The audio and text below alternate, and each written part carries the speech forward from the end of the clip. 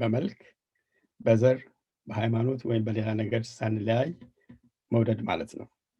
ነገር ግን ኢትዮጵያዊ ሆኖ ኢትዮጵያዊነት ስሜት የሌላቸው በገንዘብ ወይም በሌላ ጥቅም ተሳስረው በሀገራቸው ላይ በደልን መስራት የሚመርጡ በአጭሩ የውስጥ ጠላት ወይም ባንዳ ወይም ከሃዲ የሚባሉት እነኚህ ናቸው።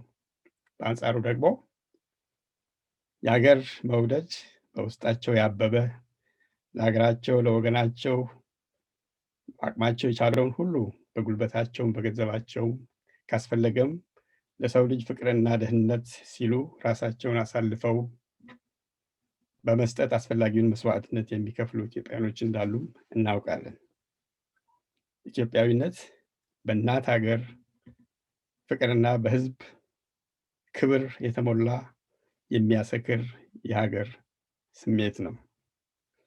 በጣሊያን ወረራ ጊዜ በየቤቱ በየቤተ ክህነቱ በደብሮች በመስጊዶች በአደባባዮች የኢትዮጵያ ሕዝብ የከፈለውን መስዋዕትነት ማሰብ ግድ ይላል።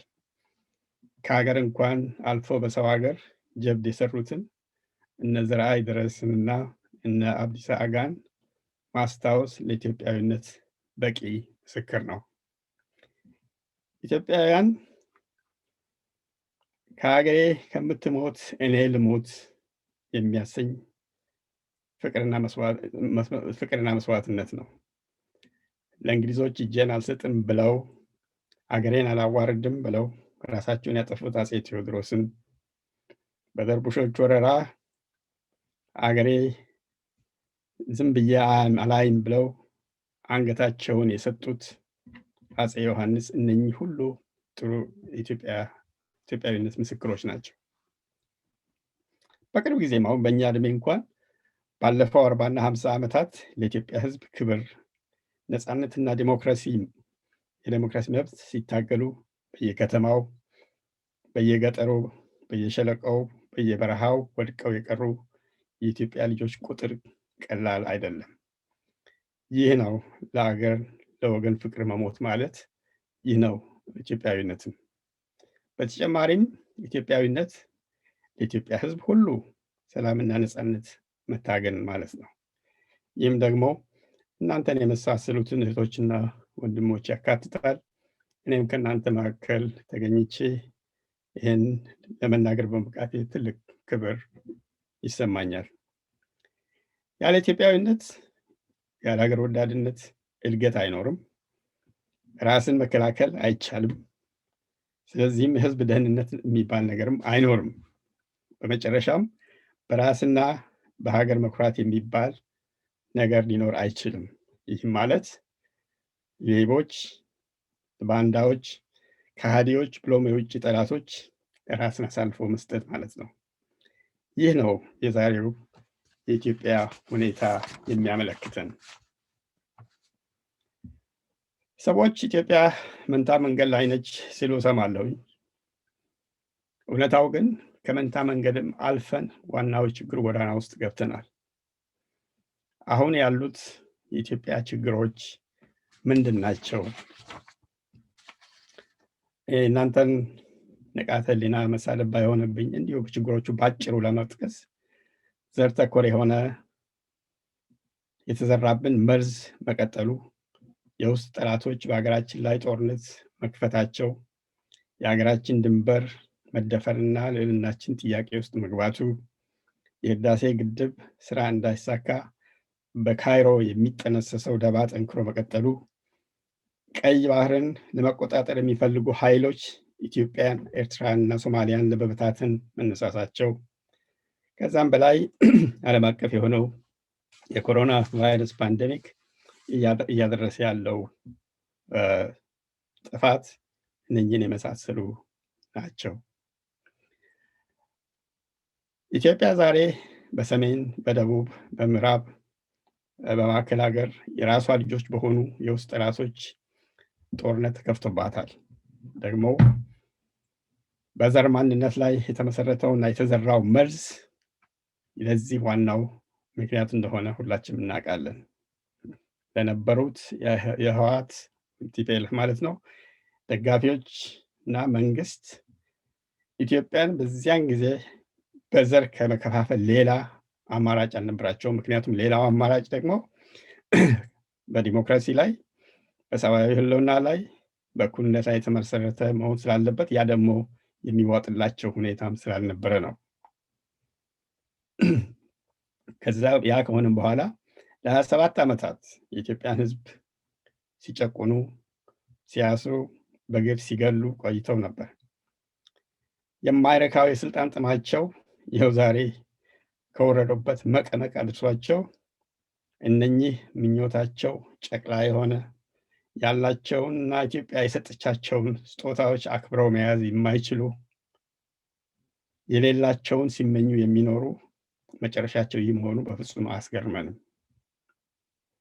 የእነርሱንም ፈለግ ለወደፊት መከተል የሚፈልግ ቢኖር ዕጣ ፈንታው ከዚህ የተለየ እንደማይሆን ግልጽ ነው። በበለጠ የሚያሳዝነው ደግሞ በእነኛ 27 ዓመታት ኢትዮጵያን ለማጥፋት የውስጥና የውጭ ጠላቶች ሲገዙና ሲፈጥሩ መቆየታቸው ነው። የእነሱ ርዝራዦች አሁንም ቢሆን በመንግስት መዋቅር ውስጥ ሆነው እየሰሩ መኖራቸውን መካድ አንችልም።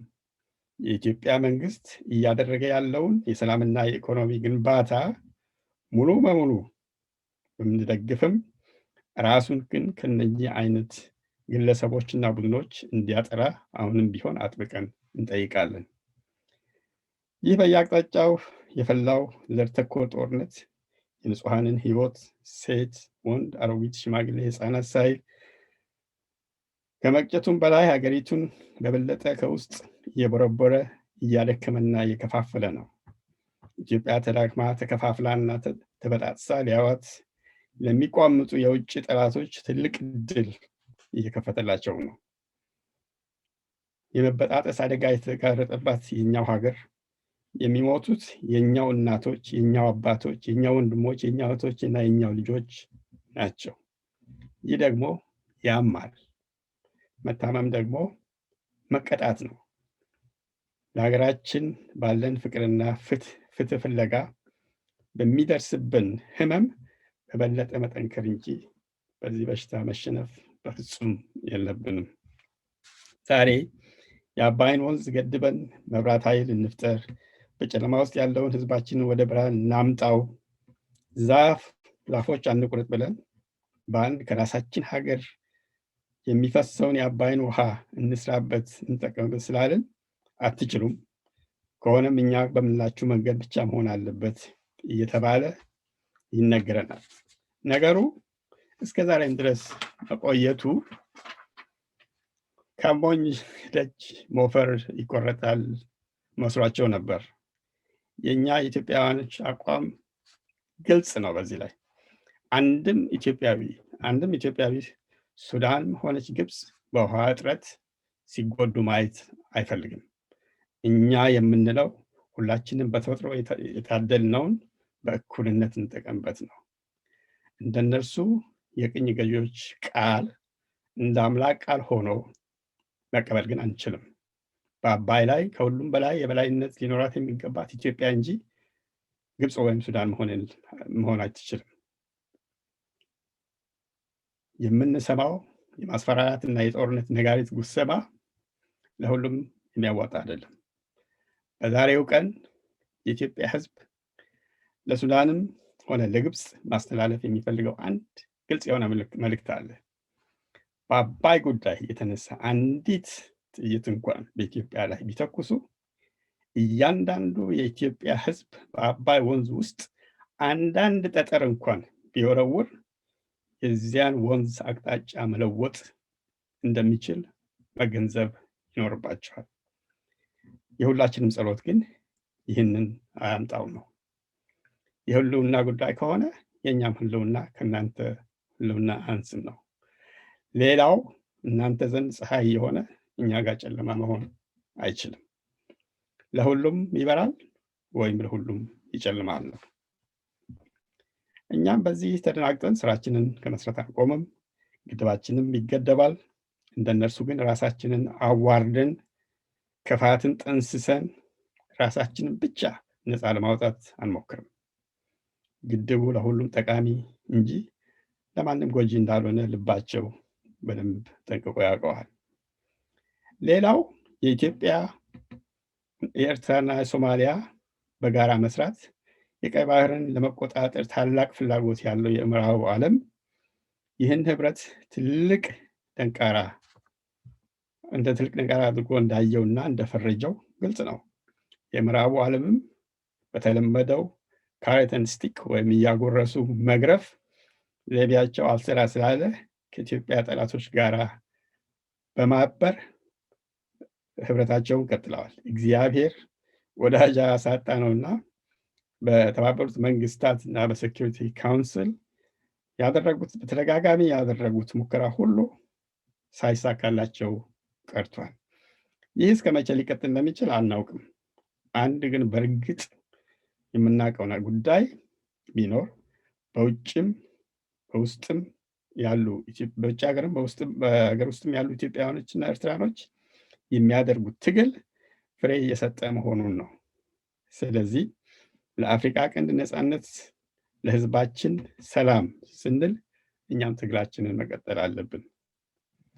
አሁን በብዙዎቹ አእምሮ ውስጥ ያለው አንድ የተደረገብን እና እየተደረገብን ያለው በውጭ ጠላቶች የጦርነት ከበባ፣ የውስጥ ጠላቶች የከፈቱት ጦርነት፣ በብዙ ሺህ የሚቆጠሩ ዘር ተኮር በሆነ ግፍ የተፈናቀሉ እና የተገደሉ ወገኖቻችን ጉዳይ ነው።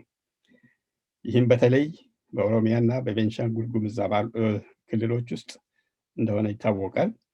በትግራይ በህወሓት የተጀመረው ጦርነት የፈጠረው ሰቆቃና ግፍ እንደዚሁ አንዱ ነው።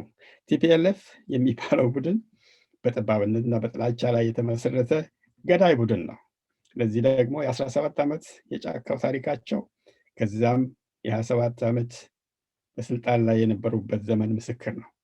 ጦርነቱን ሲጀምሩ በግፍ የጨፈጨፏቸው የሰሜን እዝ አባሎች፣ በቲፒኤልኤፍ ሚሊሺያ የተጨፈጨፈው የማይካድራ የሁመራ ህዝብ፣ ሚሳይል የተተኮሰበት የኤርትራ ህዝብ፣ የጎንደር እና የባህር ዳር ነዋሪ ለዚሁ እኩይ ተግባራቸው ምስክር ነው። በሸነፋቸውን እያወቁ ሲሄዱ በመቀሌ ህዝብ ላይ ፈተው የለቀቋቸው 13,000 ወንጀለኞች ይህንኑ ተንኮላቸውን ያረጋግጣል። ኢትዮጵያ እና የኤርትራን መከላከያ ልብስ በማልበስ በትግራይ ህዝብ ላይ እስካሁን ድረስ የሚያስፈጽሙት በደል ለመናገር ይቀፋል። ስርቆት፣ ግድያ፣ ሴቶችን አስገድዶ መድፈር፣ ለእርዳታ የሚሄደውን መድኃኒት፣ ምግብ ቀምቶ መሸሽ አሁንማ የቀን ተቀን ተግባራቸው ሆኗል። ጅራፍ ራሱ ጮሆ ራሱ ገርፎ ራሱ ይጮሃል እንዲሉ ይህንኑ አዙረው በዲጂታል ወያኔና በሚከፈላቸው አበሮቻቸው እንደነ ማርቲን ፕላውት እና እንደነ አሌክስ ዲዋል በኩል እንዲህ ተደረግን እያሉ ይጮሃሉ። አውቆ የተኛ ሊቀሰቅሱት አይሰማም ነውና ምዕራባውያን ጆሮ ዳባ ልበስ ብለው ሀቁንም ማወቅ ጉጉቱ እንደሌላቸው ግልጽ አድርገዋል። አሁንም ቢሆን በትግራይም ሆነ በሌሎች ቦታዎች የሚነሱት የመብት ጥያቄዎች፣ ሴቶችን አስገድዶ መድፈር፣ እርዳታ እንዳይደርስ የሚደረገው ወንጀል በበለጠ ትኩረት እንዲሰጠው እንጠይቃለን። የእነኚህ ችግሮች አቀንቃኝ የሆኑት ሁሉ ተይዘው ለፍርድ እንዲቀርቡ የሚደረገውን ጥረት ሁሉ እኛም እንደግፋለን።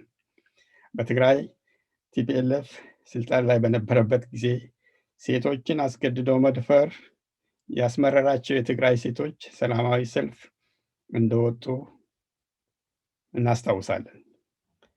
ያም ሆኖ ይህ የእኛ ፍላጎት ግን እከሌ ወይም እከሌ አደረገ ሳይሆን እነኚህ አጥፊዎች እና ወንጀለኞች ለፍርድ እንዲቀርቡ መጠየቅ የኛ ግዴታ ነው። የቲፒኤልኤፍ ጁንታና አሽቃባጮቻቸው የተንደላቀቀ ኑሮ በሚኖሩበት ልጆቻቸውን በአውሮፓና በአሜሪካ የግል ትምህርት ቤቶች ሲያስተምሩ 1.8 ሚሊዮን የትግራይ ህዝብ ምግብ እርዳታ ተቀባይ ሆኖ ይኖር እንደነበር መረሳት የለበትም። እኛም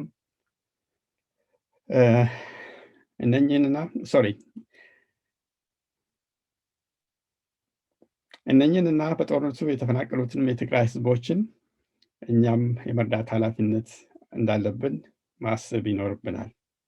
ወገኖቼ፣ ጠላቶቻችን የእኛን ማደግና መበልጸግ አይፈልጉም።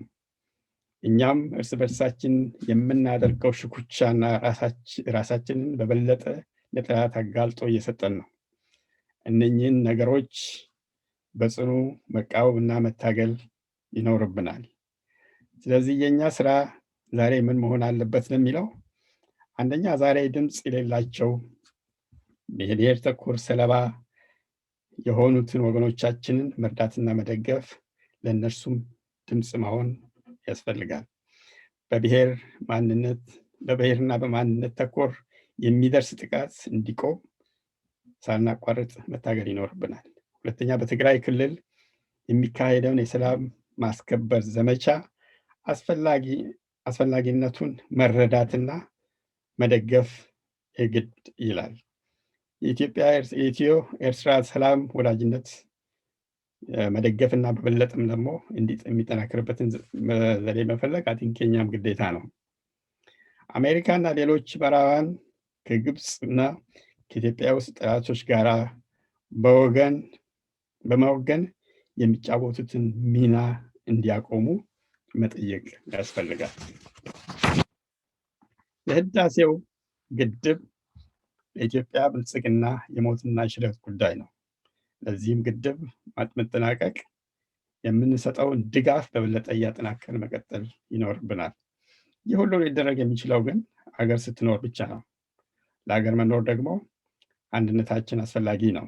ዛሬ የኢትዮጵያ ጠላቶች ኢትዮጵያ እየፈረሰች ነው እያሉ ጮቤ እየረገጡ፣ እኛም በመካከላችን ያሉትን መለስተኛ ልዩነቶች የጠላት መጠቀሚያ እንዳይሆኑ በውይይት እየፈታን፣ ይህን በማድረግ ኢትዮጵያን ማቆየት ያስፈልጋል።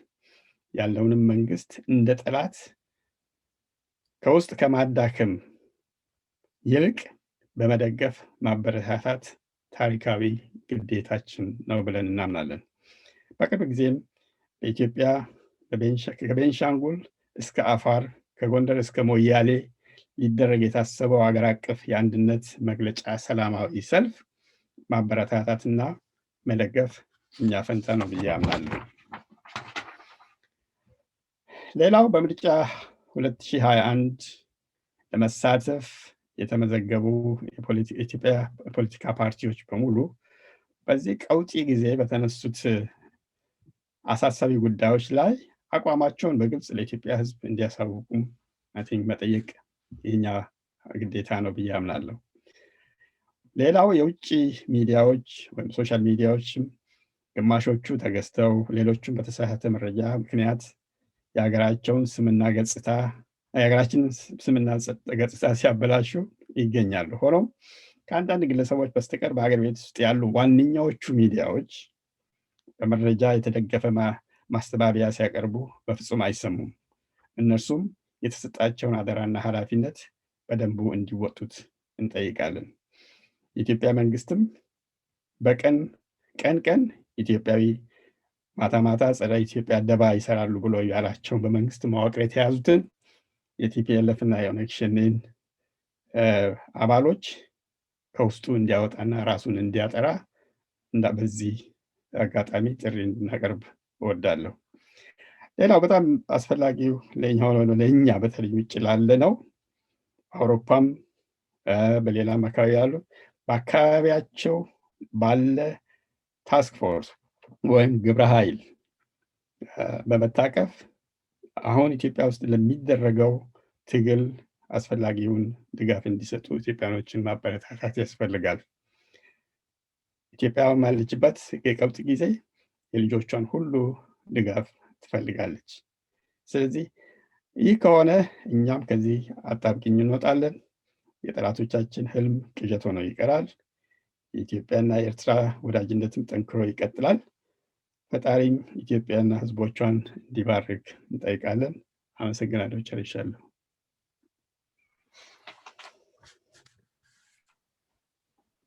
በጣም እናመሰግናለን ዶክተር ጥበቡ ላቀረቡልን ማብራሪያ።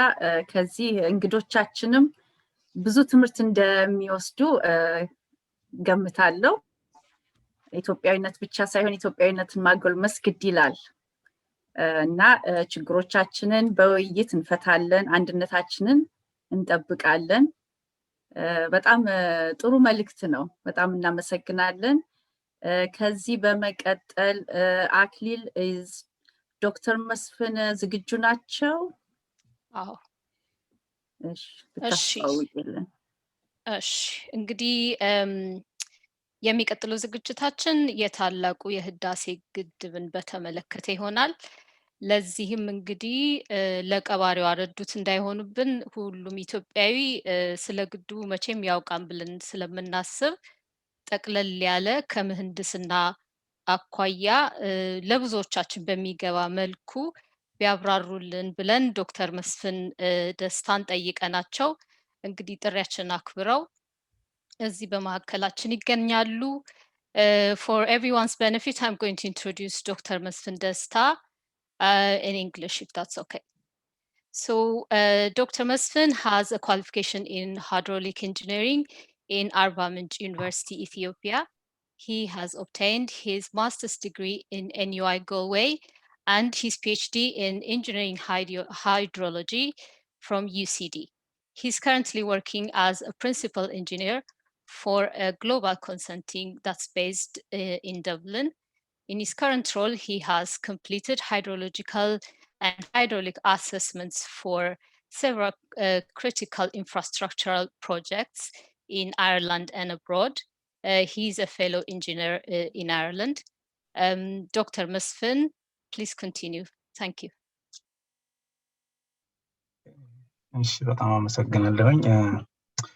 Just ለማስታወቅ ያክል what I'm going to be doing now is that the presentation you see there will be in English, but I'll be talking over this quite quickly in Amharic so that everyone can benefit. And the second thing is that just for some of you, these slides may be familiar. I've actually presented them in another session, but we'll be just presenting them again here, so be patient with me in terms of what I'm going to be talking, if you already know about it. Okay, እንግዲህ ወደ አማርኛ መለሳለሁኝ። እንግዲህ ስለዚህ ስለ ኢትዮጵያ ህዳሴ ግድብ ናውራ መመልከት የሚገባን ነገር አለ። ምንድነው ዋናው ነገር አሁን ራሱ ስለዚህ እንድናወራ እና እንድንወያይ ምክንያት የሆነን የውይይቱ አለመሳካት እንግዲህ ከዛም ጀርባ በግድቡ ዙሪያ ያሉ ነገሮች ላይ ስምምነት ላይ ባለመደረሱ ባጭሩ ተቃዋሚዎች በመኖራቸው እና የግድቡ መኖር የማይፈልጉ በመኖራቸው ምክንያት ነውና ትንሽ እንደው መስኮቱን ከፈት አድርገን በውስጡ ያሉትን አንዳንድ ነገሮች ብንመለከት ለሌሎች በምናስረዳበት ጊዜ የተሻለ ግንዛቤ ሊኖረንና የማሳመን እድላችን ሊጨምር ይችላል ብዬ ስላሰብኩ ነው ይሄንን በዚህ መልክ አቀርብላችሁ የወደድኩት። እና በመጀመሪያ ማነሳላችሁ እንደምታውቁ እንግዲህ አባይ in Ethiopia it's called Abai, but it's called the river Nile outside of Ethiopia. So this Abai has about 11 countries which are contributing to it. እንግዲህ እንደምትመለከቱ the catchment area wise Ethiopia contribution is very very small, but the other, the catchment area like in Tanzania, Uganda, and South Sudan, particularly Sudan ብትመለከቱ በጣም ትልቁን ኤሪያ ኮንትሪቢዩት የሚያደርጉ እነሱ ናቸው። ይሄንን ግን ሪቨርስ የሚያደርገው ምንድነው የኢትዮጵያ ከፍተኛ የዝናብ መጠን ካለበት ቦታ የሚሄድ ስለሆነ እንደምታውቁትም ስትሰሙት እንደነበረው ወደ 85% የሚሆነውን ፍሳሽ ኮንትሪቢዩት የሚያደርገው ብሉ ናይል የሚባለው ወይም አባይ የሚባለው ከኢትዮጵያ የሚወጣው ወንዝ ነው። ከዩጋንዳ ከቪክቶሪያ ሌክ የሚነሳው ደግሞ ያው ዋይት ናይል የሚባለው ነው። ሌላው ደግሞ ኮመንሊ የምናውቀው እኛ ለዋይት ናይል ብቻ ኮንትሪቢዩት የምናደርግ አድርጎ ነው ብዙ ሰው የሚያውቀው፣ ግን ኮንትሪቢዩሽናችን ለዋይት ናይልም እንደሆነ እግረ መንገዱ እንድትመለከቱት ነው። you can see እዚህ አካባቢ ያለው ካችመንት ለዋይት ናይል ነው ኮንትሪቢዩት የሚያደርገው። ሰው ሁሉንም አዳፕት ስታደርጉት ነው እንግዲህ ወደ 85% የሚሆነውን በአመት ውስጥ በግድቡ የሚኖረውን ፍሳሽ ኮንትሪቢዩት የሚያደርገው የኢትዮጵያ እንደሆነች ልትመለከቱ ትችላላችሁ። So the main takeaway from this slide is that Ethiopia is actually contributing to the flow of the White Nile as well. Okay, ቀጥሎ ደግሞ ስለ ናይል ቤዚን እንደው መጠነኛ እንደው ስኮፑን ስኬሉን እንድትረዱት የሚያስችል ነው ይህ ስላይድ። እንግዲህ በአፍሪካ it's the longest river. ኤሪያው ካችመንት ኤሪያው ማለት እንግዲህ ለዛ ለፍሳሹ ኮንትሪቢዩት የሚያደርገው ወደ 2.9 ሚሊዮን cubic meter square ነው. You can see that it is 10% of Africa. Africa is obviously, as you know, it's the largest continent in the world, and still 10% of that is the catchment area of the Nile River. And now the next information is it's about 7,000 kilometers long. And this is the mean annual flow. ማለት በአመት ውስጥ በአማካይ የሚኖረው ፍሰት 84 ቢሊዮን cubic meters ነው። ሁለቱ ዋና ዋና ኮንትሪቢዩተሮች ብሉ ናይል እና ዋይት ናይል ይባላሉ። በዚህ በአባይ ቤዚን ውስጥ ወይ በናይል ቤዚን ውስጥ ከ230 ሚሊዮን የሚበልጥ ህዝብ የሚኖርበት ነው። እዚህን ናይል ቤዚን እንግዲህ ከዚህ ውስጥ ወደ 110 120 የሚሆነው ከኢትዮጵያ ነው ማለት ነው። ስለዚህ የኢትዮጵያ ህዝብ በጠቅላላው 120 ቢሆንም ግን በዚህ በተፋሰስ ውስጥ ያለው is much less than that. Obviously ግን በቤዚን ውስጥ ያለው total population is about 230 million. ሌላው ኮንቴክስት እንግዲህ አፍሪካ ውስጥ በትልቅነቱ የሚታወቀው ሪቨር ኮንጎ ሪቨር ነው።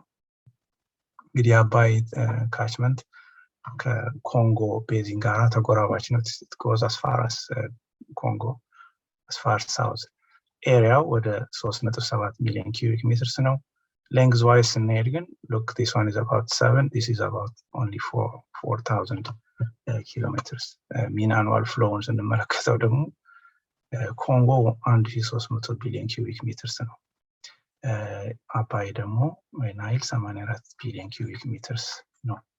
እንግዲህ እዚህ ላይ እንደው ጠቆም ላደርግላችሁ የምፈልገው ምንድነው በአሁኑ ወቅት እንግዲህ የአፍሪካ አንድነት ድርጅት ሊቀመንበር ድርድር በመምራት ላይ ያለችው ኮንጎ ነች። ኮንጎ መጠነኛ ኮንትሪቢዩሽን አላት ለብሉ ናይል ወይም ለአባይ ናይል ለአባይ ለምንለው ማለት ነው። እና በጣም ሊስት ኢንተረስት ያላት ሀገር ብትኖር ኮንጎ ነች በአባይ ላይ ማለት ነው። ምክንያቱም ሲያስቡት እንግዲህ ስንት ፐርሰንት ሊሆን እንደሚችል ተመልከቱት። it's just less than 10% of the flow of Congo. ስለዚህ they have plenty of water, they don't really worry too much. ሌላው ደግሞ ግብጽ በአንድ ወቅት ፕሮፖዛል አቅርባ ነበረ ወደዚህ ወደ አባይ ከዚህ ከኮንጎ ሪቨር በተወሰነ ደረጃ ተቀንሶ ወደ አባይ እንዲገባ የሚል ሐሳብ ቀርቦ ነበረ። ግን የነበረው ኢንቫይሮንመንታል ኢምፓክት በጣም ከፍተኛ ስለሆነ ብዙዎች ኢምፕረስ አላደረጋቸውም። then they are to abort that. ሌላው ደግሞ for those of us who live in Ireland እንግዲህ በአይርላንድ ውስጥ ትልቁ ሪቨር የሚባለው ሪቨር ሻነን ነው። ኤሪያው ካችመንት ኤሪያው 17,000 ወይም 18,000 ኪሎ ሜትር ስኩዌር ነው። You can see how much smaller than both of them is. and length 361 ኪሎ ሜትር ነው። mean annual flow 6.6 ቢሊዮን cubic meter ነው። እና ከአባይ ጋር እንኳን ብታስተያዩት it is about 1/12-13 እንግዲህ ወደ 10% በታች ነው ማለት ነው። እና the largest river in Ireland is probably 1/10 of the largest river in Africa. So በፍሎ ደረጃም ስትመለከቱት it's just such a very tiny quantity, but የሻነን ሪቨርን አጠቃቀም ብትመለከቱ it's just quite useful river. It's the lifeblood of the country. It has been used in a number of locations, and ወደፊትም ደግሞ የደብሊንግ ሰፕላይ ዋተር ሰፕላይ ይጨምራል ተብሎ የሚታሰብ ከሻነን ኤስቹሪ ከዛ ወደ አትላንቲክ ከመግባቱ በፊት ፓምፕ ተደርጎ ወደ ደብሊን ይመጣል የሚል የተቀረጸ ፕሮጀክት አለ that could materialize in a few years down the line.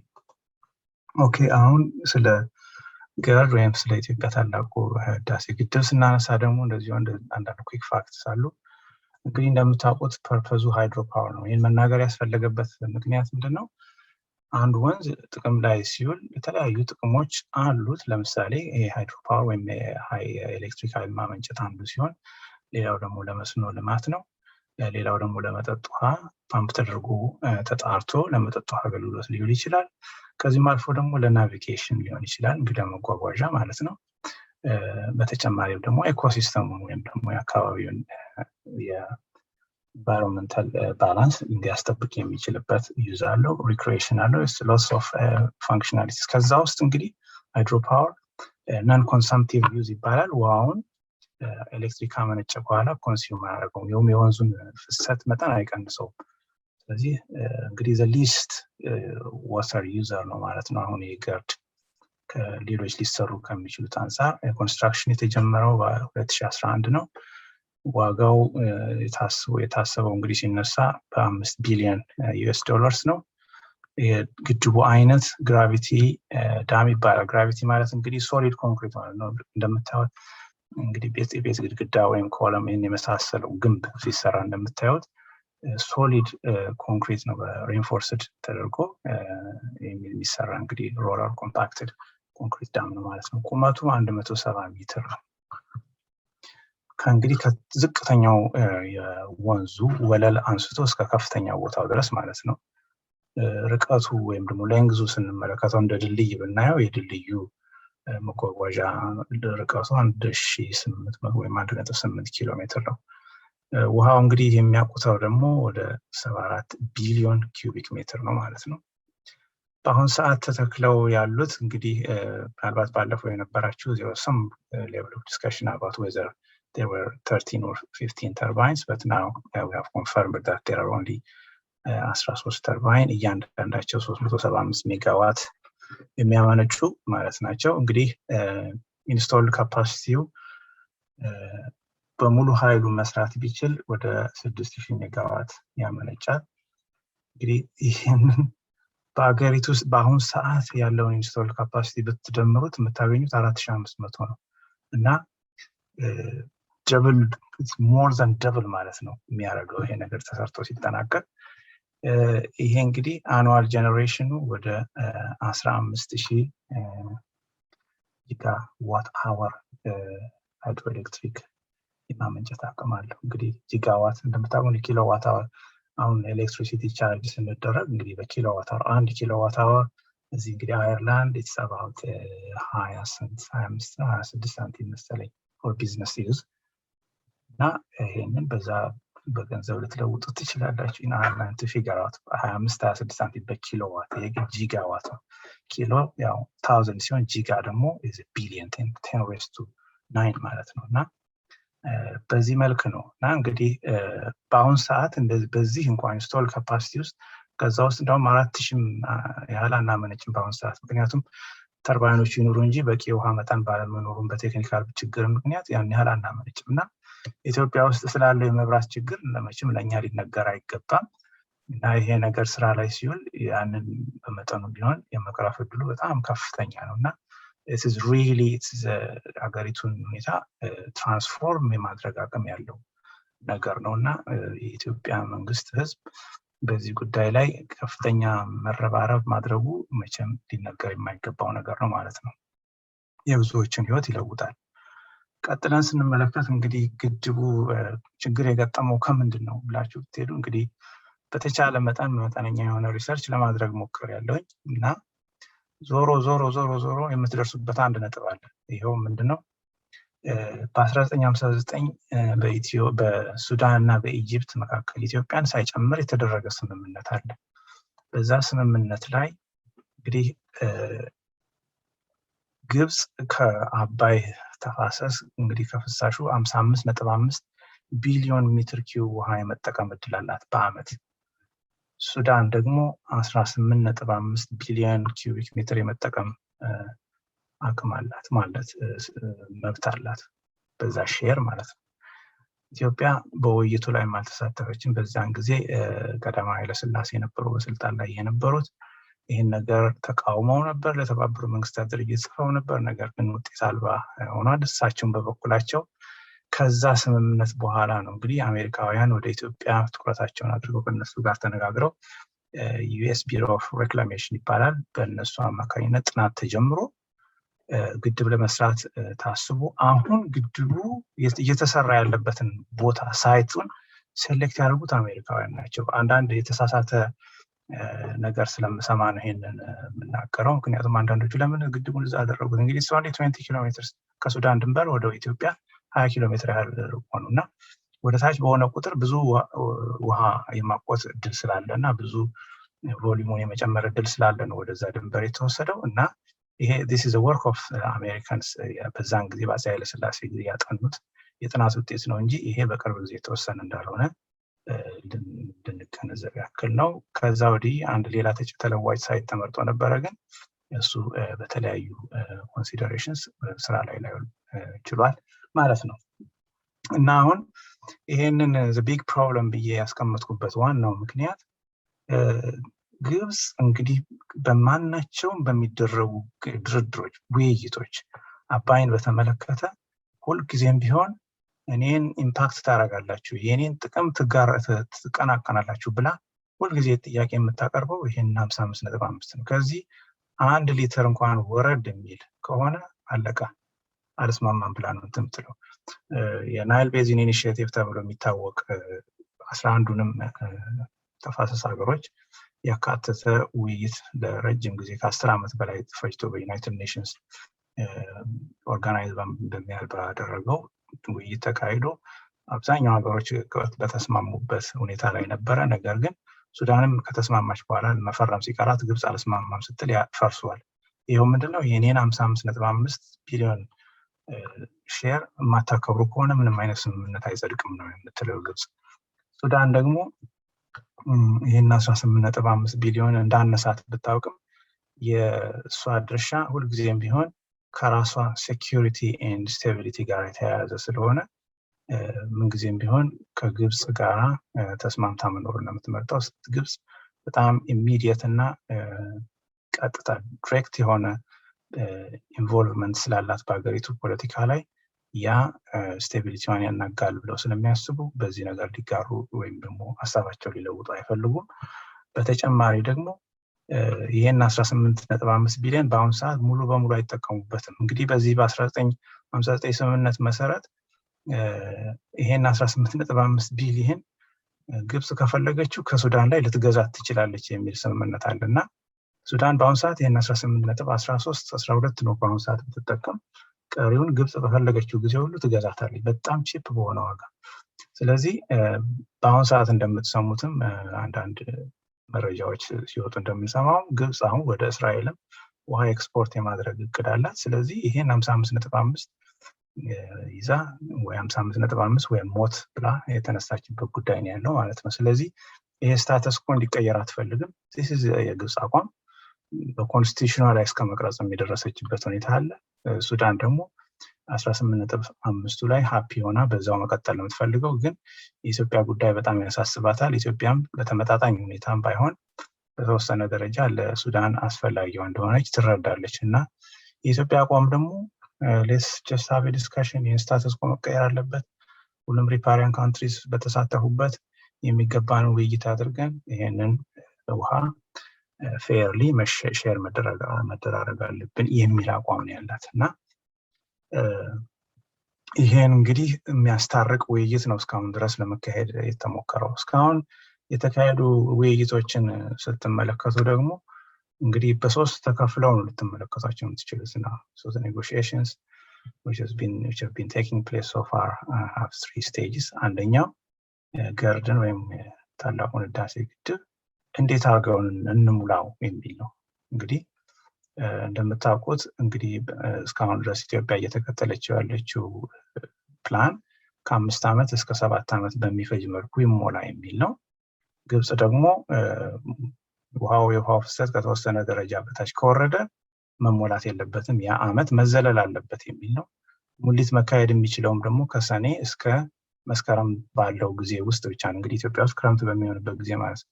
ከዛ ውጪ መሞላት አይችልም። ሁለተኛም ደግሞ መዘለል የሚያስፈልገው አመት ድርቅ አመት ሲመጣ መዘለል አለበት የሚል ነው። ይሄ እንግዲህ ኮንሲደር ስታደርጉት ሃይድሮሎጂካሊ ከ12 ዓመት በላይ ሊበልጥ ይችላል ማለት ነው ግድቡን ለመሙላት እና ይሄ የመጀመሪያው የድርድር ገጽታ ነው።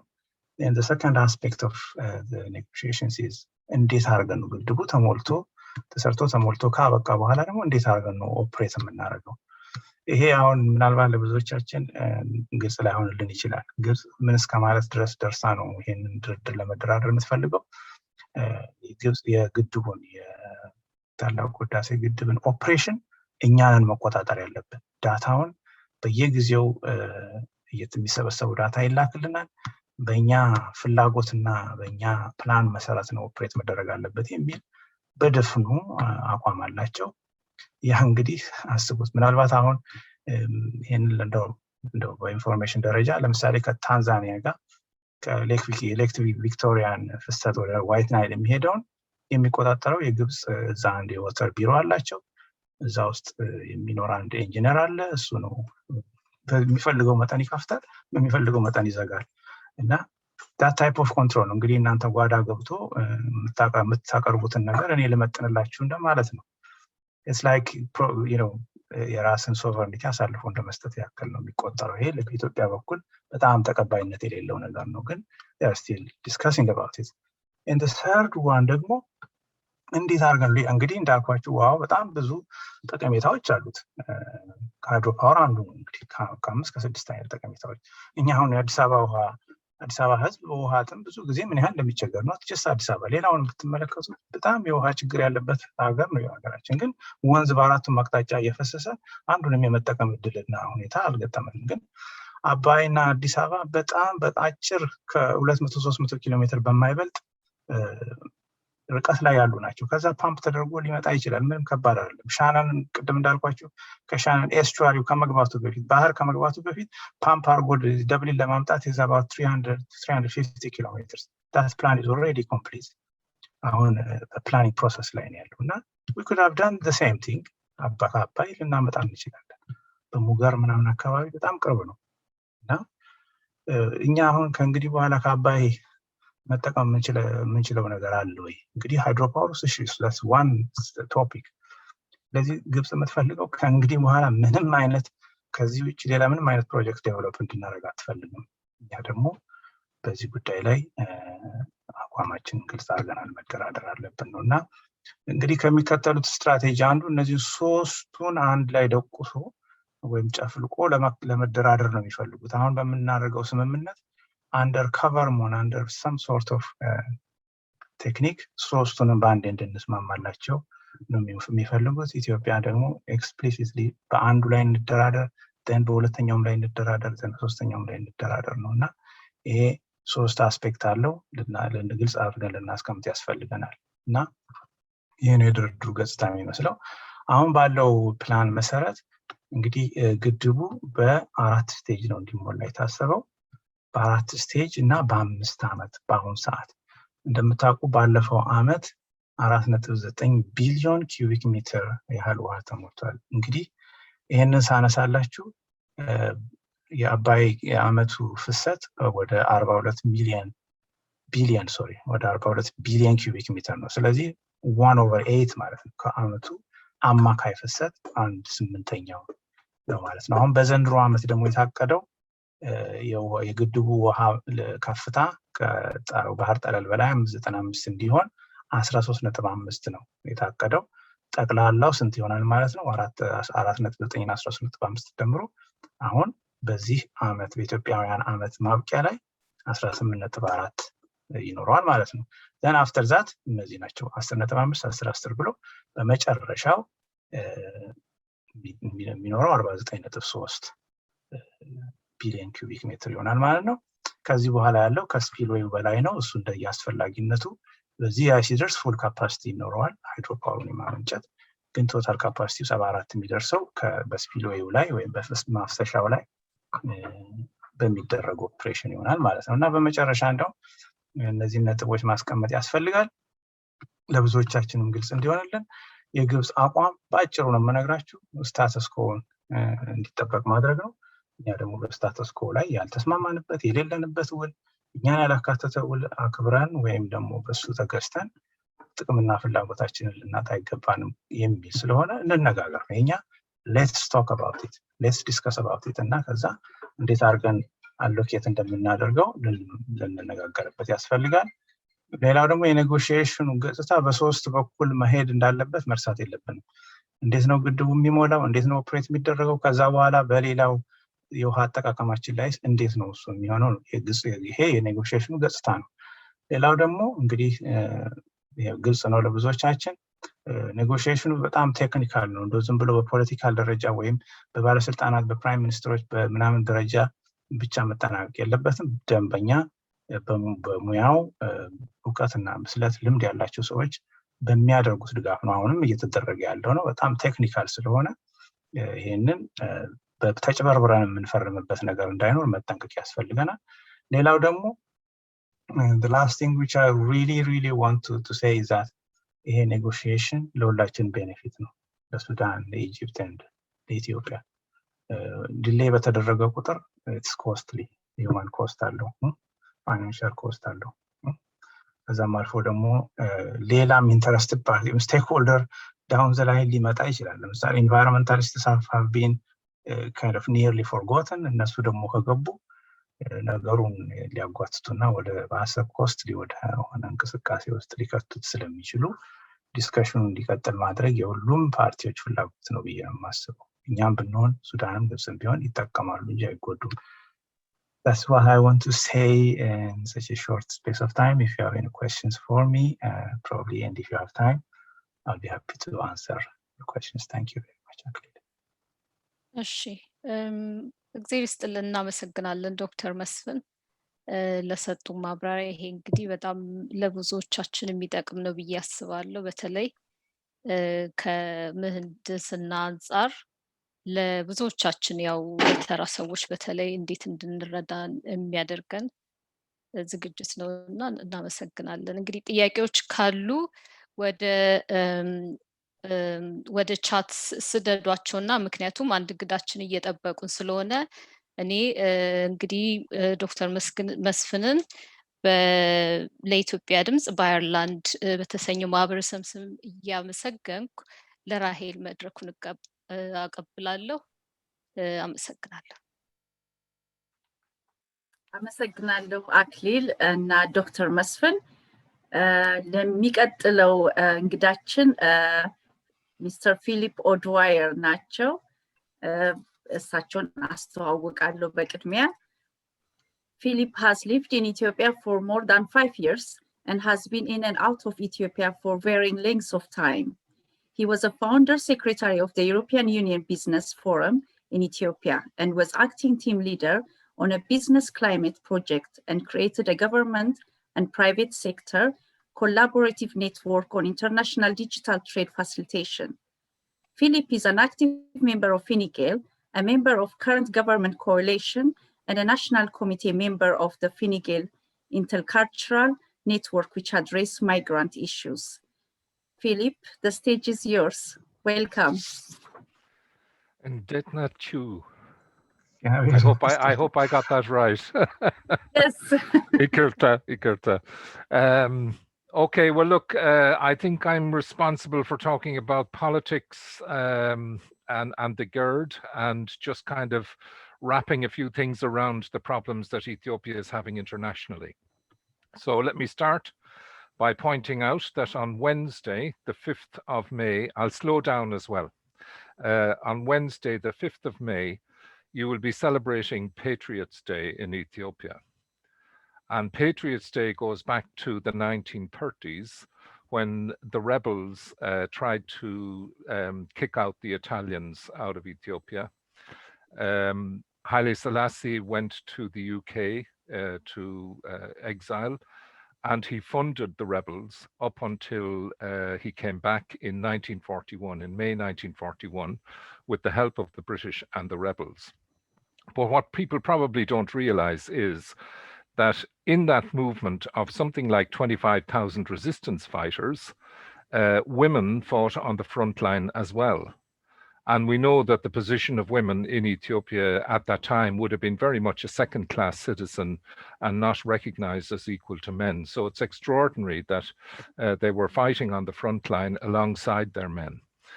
They also provided spies, and women make great spies. They make better spies than men. Of course, they nursed the sick and the injured during that period.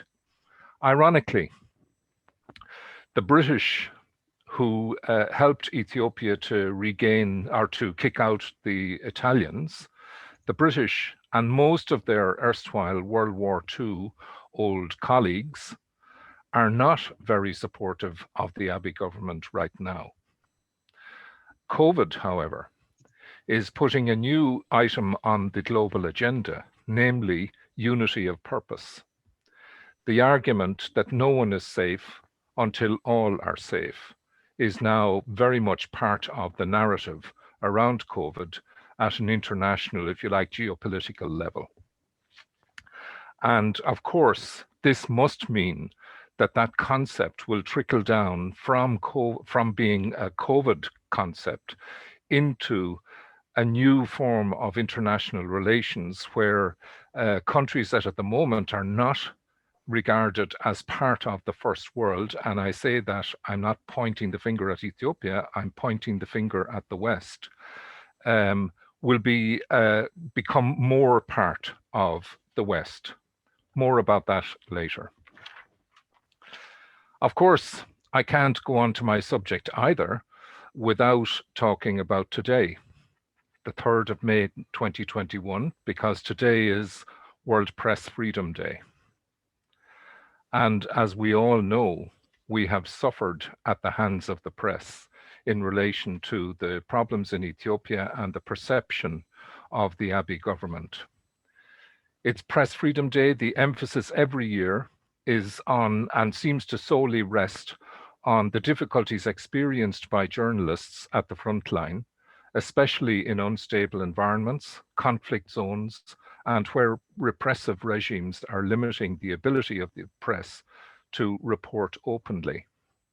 That side of the World Press Freedom Day I commend to you, and for your sympathetic consideration, because there is no doubt that in many cases, international news that is distributed is hard-earned by the journalists that produce it.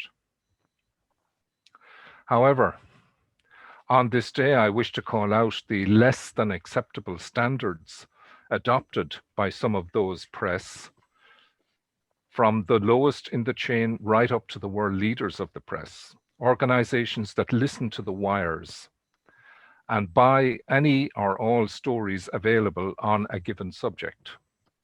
The good ones, of course, do the fact checks, and they sub-edit the stories properly for their own audience pools.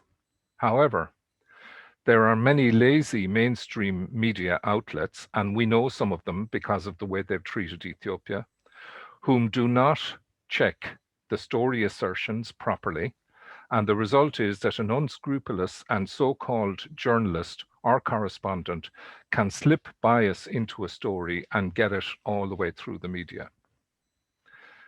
To succeed with disinformation, the experts will tell you that all your lies have to be big. They have to be sensational, and they have to reach and grab the attention of your intended audience. That means that disinformation must be recycled many times and at different layers in the media and through different channels in order to make maximum impact. So, for example, on Saturday, I checked a story about Tigray that was pretty much against Abiy, and I put it through the Google search engine, and I found it over 10 times in different parts of the media globally, from a very low-flying media in Africa right up to the top. And that same story and that same headline was repeated many, many times over. So you can imagine an American politician or a European politician seeing this story in their local press, which has been generated by someone who doesn't care about the truth and who is only trying to sensationalize their own position. that leader is influenced by what they're reading in the newspaper. Even if they say they're not, they can't avoid it. By the time your average American and European is reading their daily newspaper or listening to the radio news over a cup of coffee, these stories have been recycled so many times that they are now cross-referencing each other across the globe, such that the reader or listener now believes that World War III has started in Ethiopia and their governments must do something about it now. Sadly, when this happens, opinion is no longer rational. I don't want, however, to give the impression that the government of Ethiopia is on its own. It's not. There are always back channels between the protagonists, although I have heard that there's none between the TPLF and the government. There has to be a means for them to communicate. In this case, all the countries of the world, or most of the countries of the world, have an embassy in Ethiopia with quiet diplomacy continuing. This kind of diplomacy is also used to have substantive talks and create a space for understanding and the problem and making important decisions. And I'm not sure if Dr. Attikilt at the beginning gave you an update on the Irish situation in relation to a message from the Department of Foreign Affairs last week. Did he? Yes, we received a letter. Yeah. Sorry. Okay, perfect. So I don't have to break that down. Good. So you can see that the kind of diplomacy that's going on in the background and the quiet diplomacy, despite the best efforts of the press to say otherwise, is working. The Irish are moving, but it is taking time. There was a recent, I think Rahel was at this webinar as well as myself, and maybe more of you. There was a webinar in the US on the 17th of April, and I just want to quote Professor Anne Fitzgerald, because I think her advice to Ethiopia was extremely valuable. And it chimes in with the daily briefing that we get from COVID-19 here in Ireland. I would urge the Ethiopian government to invest in strategic communications, a spokesperson in Tigray supported by humanitarian, security and economic advisors, a spokesperson who can provide regular updates on these issues, and a spokesperson who appears at the same time daily or weekly. The reason I mention that is that one of the things that we can rely on here in Ireland is that at 6 o'clock every single day of the week, we get a report from the Department of Health about the current situation with COVID-19. And it's reliable and it helps us to keep track. And of course, it helps our mental health as well to know when things are improving and also when things are disimproving, how to change our activity. That kind of regular update from an official of the Ethiopian government would be very useful from the point of view of setting some form of a reliable contact, international contact with the world, with only the government's news coming out. It would be very useful. Okay, geopolitics. Well, I did have Simon Coveney's letter to Dr. Attikilt at the start of that, and I was going to break it down in pieces, but let me just summarize by saying that in recent times, Ireland and the EU have provided or announced a total of 59 million euro in response to the current crisis in Ethiopia.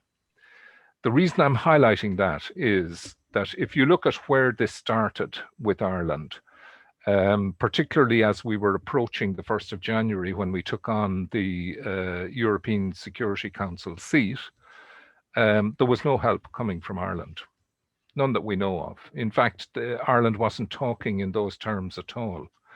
So, and that may well be different in terms of what back channeling was going on between the two. But overtly, we understood Ireland to be giving the Abiy government a very hard time. I was talking to a colleague of mine who has a big business in Ethiopia this morning, only this morning, And he reminded me that he said, Philip, you and I know Ethiopia very well. We know what's going on in the background. We know what the TPLF have been like for as long as we've been there. And the crazy thing about this is that the international community, who also have that knowledge, but it's systemic knowledge to them, whereas it's personal knowledge to us, do not seem to be reacting in the way that we would have expected. And so both of us are quite embarrassed about the way the Irish government has handled this, but relieved to see a move in the correct direction. I say that because what I'm talking about now is geopolitics. So it's not enough for me as an individual and my colleagues to contact Simon Coveney and say, you've got this wrong, because we don't know the kind of things that he has to deal with on an international basis. There's international relations between Ireland and Ethiopia. There's international relations between Ireland and Europe, Ireland and the US, Ireland and the UN. All of them with different interests. Sometimes there can be conflicting interests depending on the subject. But where Ethiopia is concerned, all seem to be putting down as a primary concern humanitarian aid. And to see them shifting towards that and away from the language that had been used before is a positive shift. But again, I have to underline it by saying that all of this takes time, because it is all about communications between parties and getting decisions made, getting agreement, traveling. For example, 2 weeks ago, Simon Coveney traveled to London to meet his counterpart in London. Ethiopia was on his agenda. Last week, he made a very positive statement towards Ethiopia. It's not enough, but it's getting there. The day after he came back from London, there was a UN Security Council statement from Ireland about the situation in Ethiopia, again showing a positive shift. But all the time, you can, if you read these closely, you can see that behind the lines, there is still a lot of negotiating going on. So, for example, and Rahel, please come in, and if there's anything I said to you last Friday that you want me to bring into this, please do remind me. But there are 15 members of the Security Council.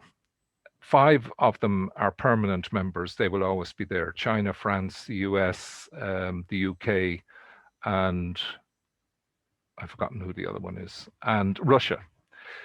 And then there are 10 rotating seats, and a number of countries rotate every 2 years in and out of the Security Council.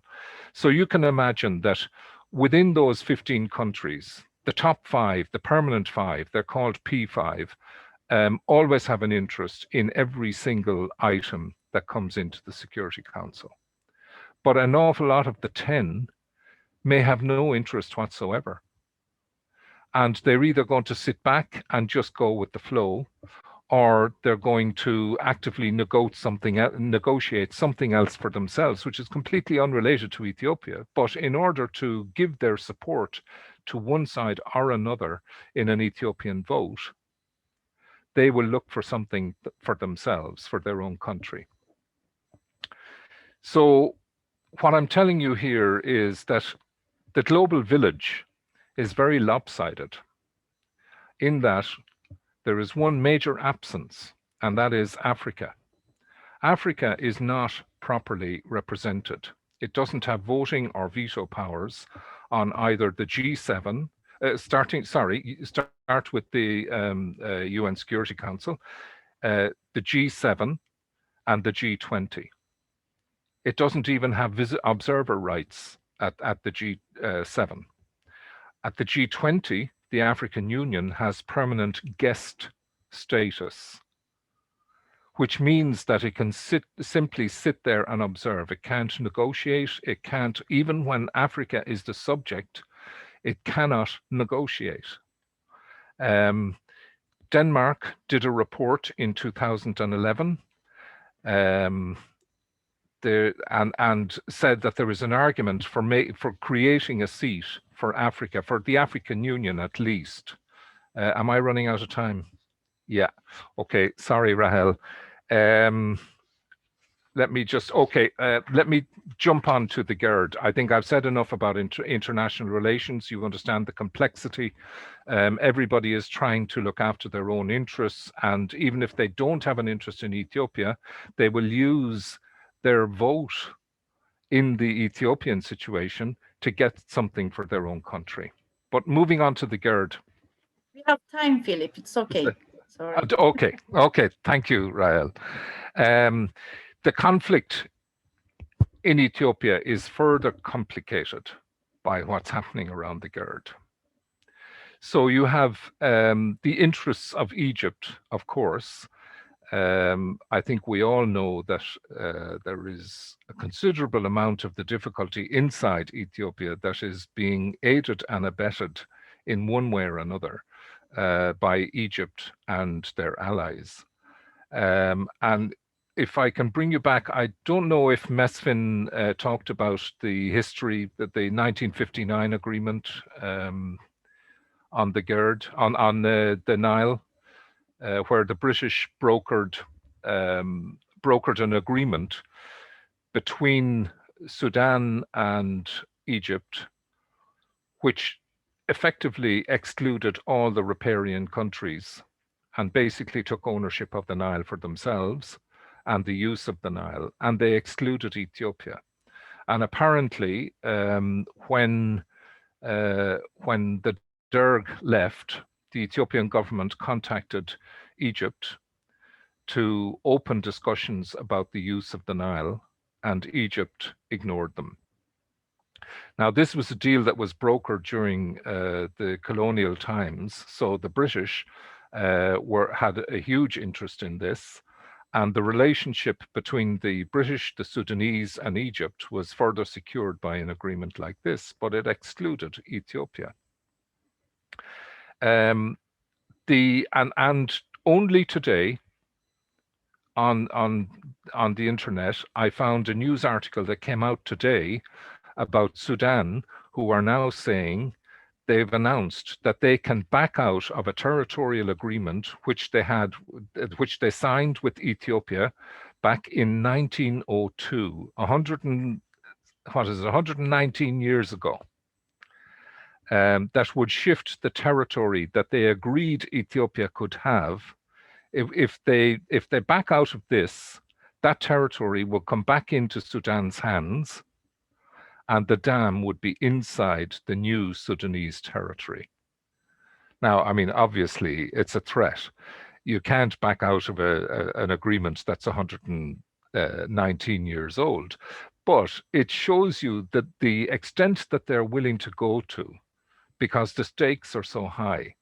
And what that does is it disturbs the thinking that the international community have about resolving the problem, because another layer of detail has been added into this.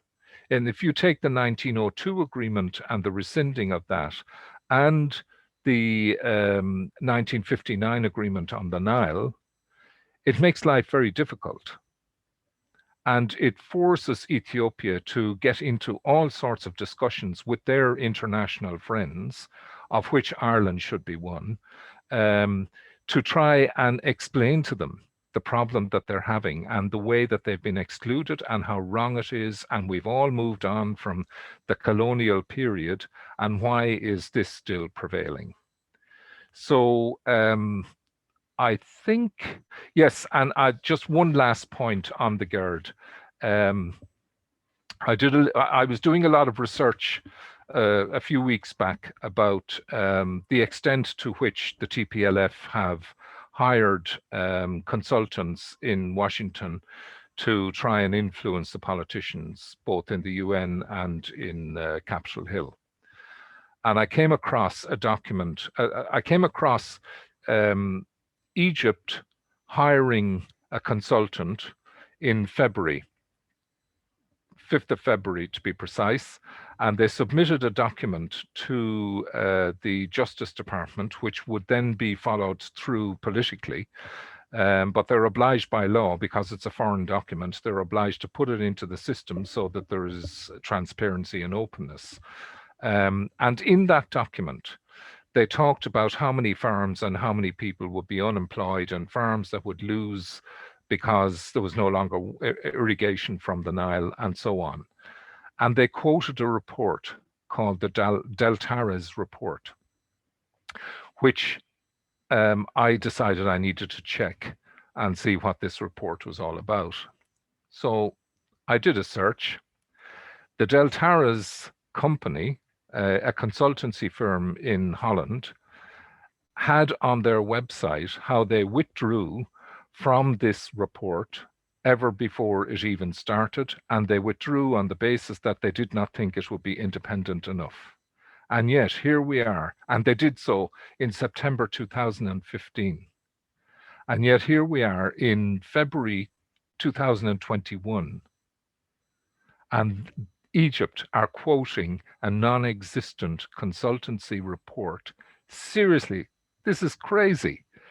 Politicians in America, on Capitol Hill, in the UN, will read a document like that, and 9.9 out of 10 will not go and check and see, does that report exist? And so they then accept the number of unemployed and the number of farms that are going to be lost because of whatever Egypt are saying. And that goes into the system.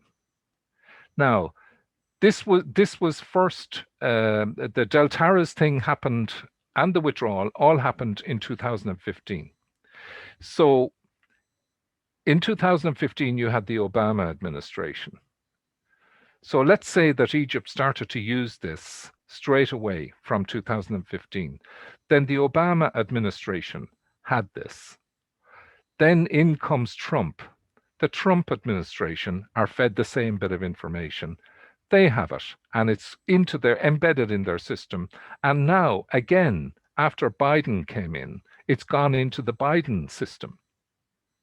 So can you imagine what kind of a battle you have on your hands when Egypt is willing to go to that extent? I think it's outrageous, and I think these things need to be called out. Now, don't worry, I sent it to the Ethiopian ambassador, I sent it to the Irish government, and I presume that the Ethiopian ambassador has sent it on to back home to head office in foreign affairs. And I think it's quite serious. It sounds like it's not. If you just look at it, you say to yourself, that's just a detail. But it's not just a detail. There are people that are basing their arguments on figures that do not exist. And there are people believing Egypt who are pleading, saying this in the first place, when they have no right to say it. And in fact, they're being duplicitous. And it needs to be understood that they are being duplicitous, so that Egypt is then questioned a lot more about its position on matters of the GERD. I don't think I've left anything out, Rahel. Can you remember? What do you think? I think that summarizes it all. That's all we discussed. Yes, Philip. Okay. Okay. Well, look, you like to add? I'm here for questions, so please just yeah. Okay. Are you finished, Philip? Yes, I think so. Okay. Thank you so much, Philip. You're welcome. That was great, as always. Okay. Philip has been always a great support for Voice of Ethiopia in Ireland. And thank you for your continuous support. You're welcome. And like you said, I agree with you on invest in a spokesperson who can update us regularly from an official in the Ethiopian government. In fact, we requested that a few weeks ago when we first had our first meeting with Defend Ethiopia Europe.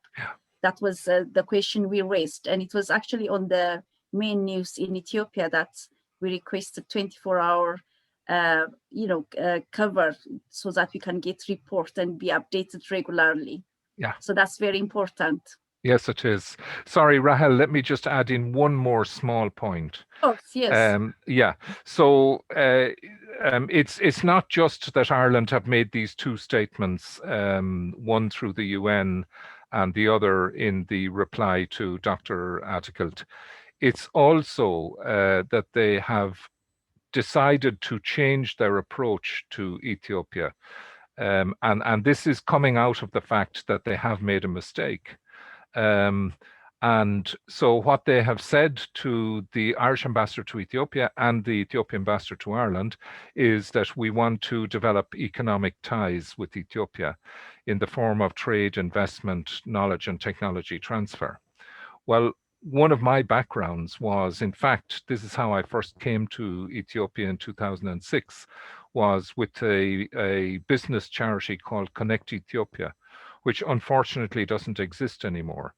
But I am now working on a more advanced version of that. I'm designing a more advanced version of Connect Ethiopia. It won't be called Connect Ethiopia, obviously for legal reasons, but and I will be looking to the Ethiopian community in Ireland to become involved in it with a view to, this was one of the mistakes that Connect Ethiopia made. I won't bore you with stuff here, but suffice to say, I will be back to you with something tangible to talk about on equal terms in how we can deal with Ethiopia from Ireland commercially. Thank you.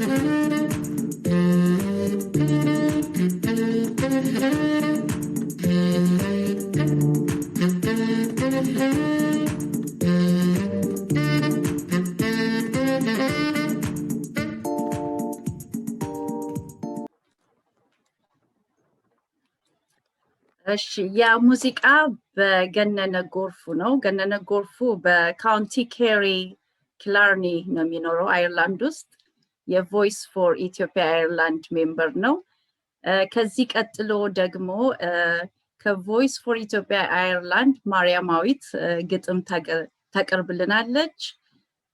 እሱንም ለማስተዋወቅ ዶክተር ህብረት ተሰማ ታስተዋውቃታለች። ዶክተር ህብረትን አንሚዩት አድርጓት። I'm in now, right? Thank you. ከዚህ ቀጥሎ እንግዲህ የምናቀርበው ፍቅር ሲደመር ፍቅር ይሆናል ሰላም የተሰኘውን ግጥም ማራማዊት ዱጋ ከደብሊን የቮይስ ፎር አይርላንድ ሜምበር የሆነች ዴዲኬትድ ሜምበር የሆነች ታቀርብልናለች። በእንግሊዝኛም ይህንን ለማለት ማራማዊት ዱጋ who is a member of Voice for Ireland in Ethiopia will present to us a poem entitled Love plus Love is equal to Peace by Samson Dempsey. ማራማዊት ካለች አንሚዩት እናርጋትና ግጥሙን ታንብብልን። በጣም አመሰግናለሁ ማራማዊት። ማራማዊት አለች? ማራማዊት ያንሚዩት አለው። ኢትዮጵያውያን ወገኖቼ እንዲሁም ኤርትራውያን አጋሮቻችን በያላችሁበት ሰላም።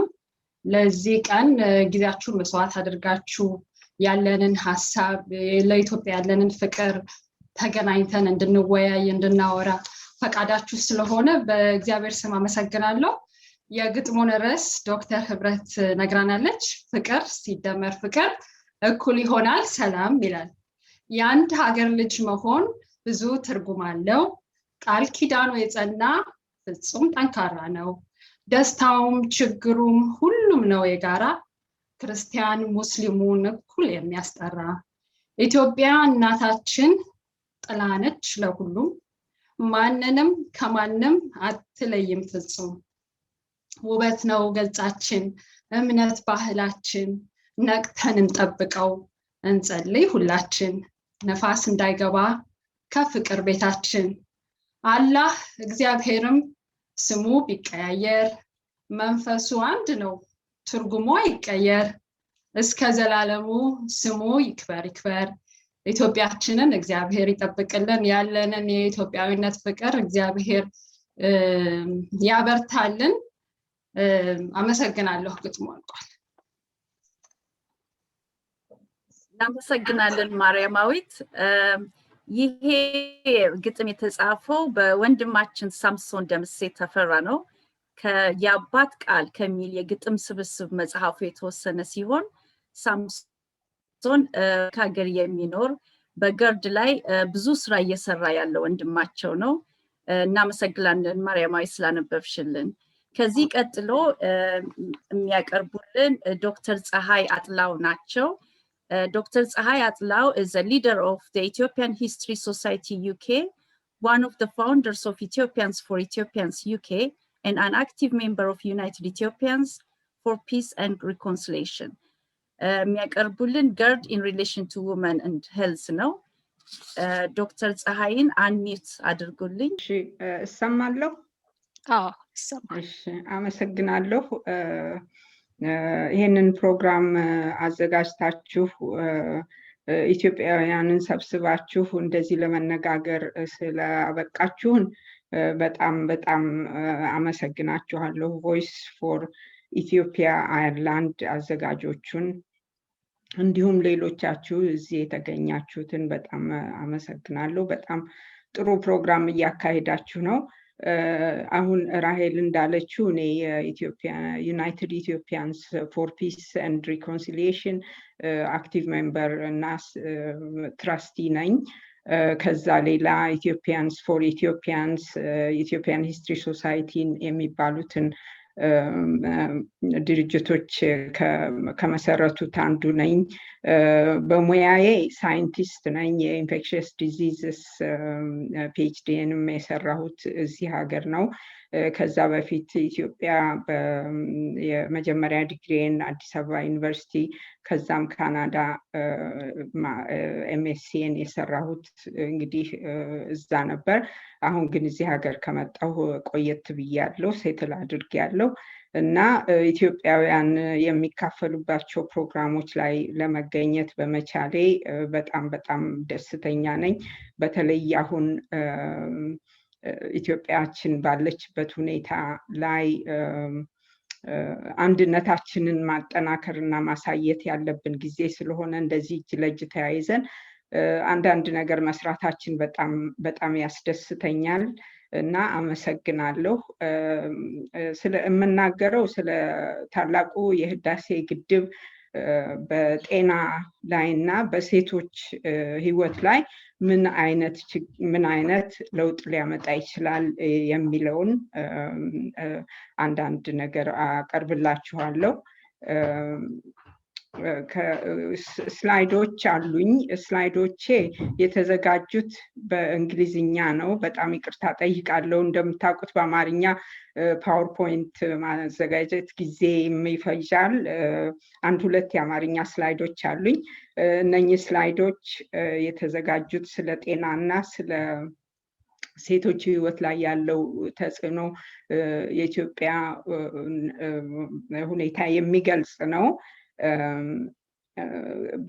ባለፈው ዓመት ታስታውሱ ይሆናል የዩናይትድ ኢትዮጵያንስ አንድ ትልቅ ካምፔኝ ስለ የገርድ ካምፔኝ አካሂደን ነበረ። የመጀመሪያው ሙሌት ላይ አሁንም ደግሞ ሁለተኛው ሙሌት ላይ በጣም ትልቅ ካምፔኝ እየተዘጋጀን ነው። እርግጠኛ ነኝ ሰምታችኋል። ካልሰማችሁም ጆይን እንደምታደርጉን ያው ፕሮግራሙን እናሳውቃችኋለን። ከዚህ ሌላ ጤናን በተመለከተ የማቀርባቸው የተወሰኑ ስላይዶች ከዶክተር ዮናስ ቸርነት የዩናይትድ ኢትዮጵያንስ ሜምበር ጋር አብረን ያዘጋጀነው ነው እና የኔ ብቻ አይደለም። ያንን ላሳውቃችሁ ወዳለሁ። እንግዲህ ሼር እንዳረግ ከፈቀዳችሁልኝ ወደ ሼር ስክሪን ሄጄ ኦኬ። እሺ እንግዲህ እንግሊዝኛና አማርኛ ስለመደባለቄ በጣም ይቅርታ ከመጀመሪያው ጠይቃለሁ።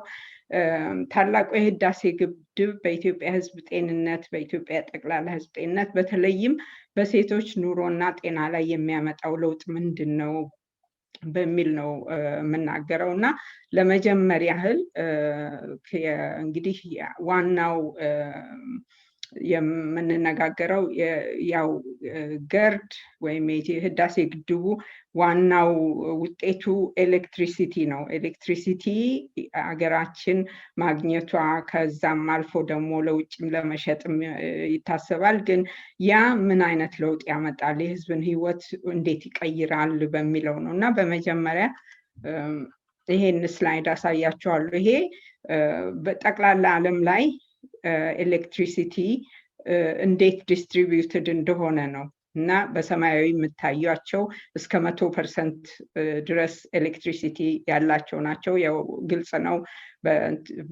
በቀለሙም። ኦሬንጅ መስሎ የሚታየው ኢትዮጵያ ያለችበት እንግዲህ ከ45% ወይም በታች ያላቸው ነው። ቀይ የሆኑት ከዛም በታች ናቸው እና እንደምታዩት ቀዩም ኦሬንጁም ቢጫውም አረንጓዴውም ያለው አፍሪካ ውስጥ ነው እና ይሄ ያለውን በዓለም ላይ ያለውን ልዩነት ያሳየናል፣ ያሳዝናልም። ግን ደግሞ ህዳሴ ግድቡን ጀምረን አሁን ወዴት እንደምንሄድ እና ወደ የተሻለ ኑሮ የተሻለ ልማት ያመጣልናል ብለን ያንን ተስፋ የምናደርግ በግድቡ ምክንያት ተስፋ እንደምናደርግ ያሳያል። እሺ ይሄ የተወሰኑት ስላይዶች ላይ ኢትዮጵያና ግብፅን ነው ያወዳደር ናቸው። ለምንድን ነው ያው ኢትዮጵያ ናት፣ ግብፅም ሞር የምትጮኸው በዚህ ወጣው በዚህ ወረድኩ፣ ይሄ ሆነብኝ፣ ይሄ ተነካብኝ የምትለውም ግብፅም ስለሆነች እና እንዴት ከኛ የተሻለ የኤሌክትሪሲቲም ወይም የጤናም አክሰስ እንዳላቸው የሚያሳይ ነው። ለምሳሌ በኢንተርናሽናል ፖቨርቲ ላይን ያለውን ህዝብ ብታስተያዩት በፖቨርቲ ላይን የኢትዮጵያ ከ27.3 ቢሎ ማለትም ከፖቨርቲ ከሚለካ ወይም ደግሞ ድህነት ከሚለካበት በታች 27.3% ነው። የግብፅን ብታዩት ደግሞ 1.3% ነው እና ያለው ልዩነት 20 ጊዜ በላይ ልዩነት እንዳለ ያሳያል።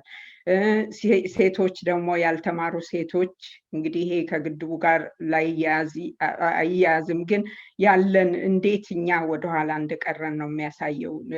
ሴቶች ትምህርት የሌላቸው ሴቶች 47.8 ሲሆኑ የግብፅ ግን ወደ 24% እንግዲህ እኛ እጥፍ ሴቶች ያልተማሩ ናቸው ማለት ነው። ከዛ ቀጥሎ በኢትዮጵያ ውስጥ እናቶች በወሊድ የሚሞቱ እናቶች ከ100,000 ሴቶች ወይም እናቶች ውስጥ ብታወዳድሩት 400 የሚሆኑት ሴቶች ከ100,000 ወይም ደግሞ በፐርሰንት ብታዩት 0.4% በወሊድ ይሞታሉ እና ያንን ያለውን ልዩነት ከ0.03% በግብፅ ያሉት ማለት ነው። እንግዲህ ይሄንን እናያይዘዋለን ከስልጣኔ ጋር ወይም ደግሞ ከኤሌክትሪሲቲ ከአክሰስ ጋር ከዴቨሎፕመንት ጋር እናያይዘዋለን በሚል ነው ይሄንን ቁጥሮችን ማቀርብላችሁ። በወሊድ ጊዜ ደግሞ በሚወልዱበት ጊዜ ወይም ደግሞ እርጉዝ በሆኑበት ጊዜ እናቶች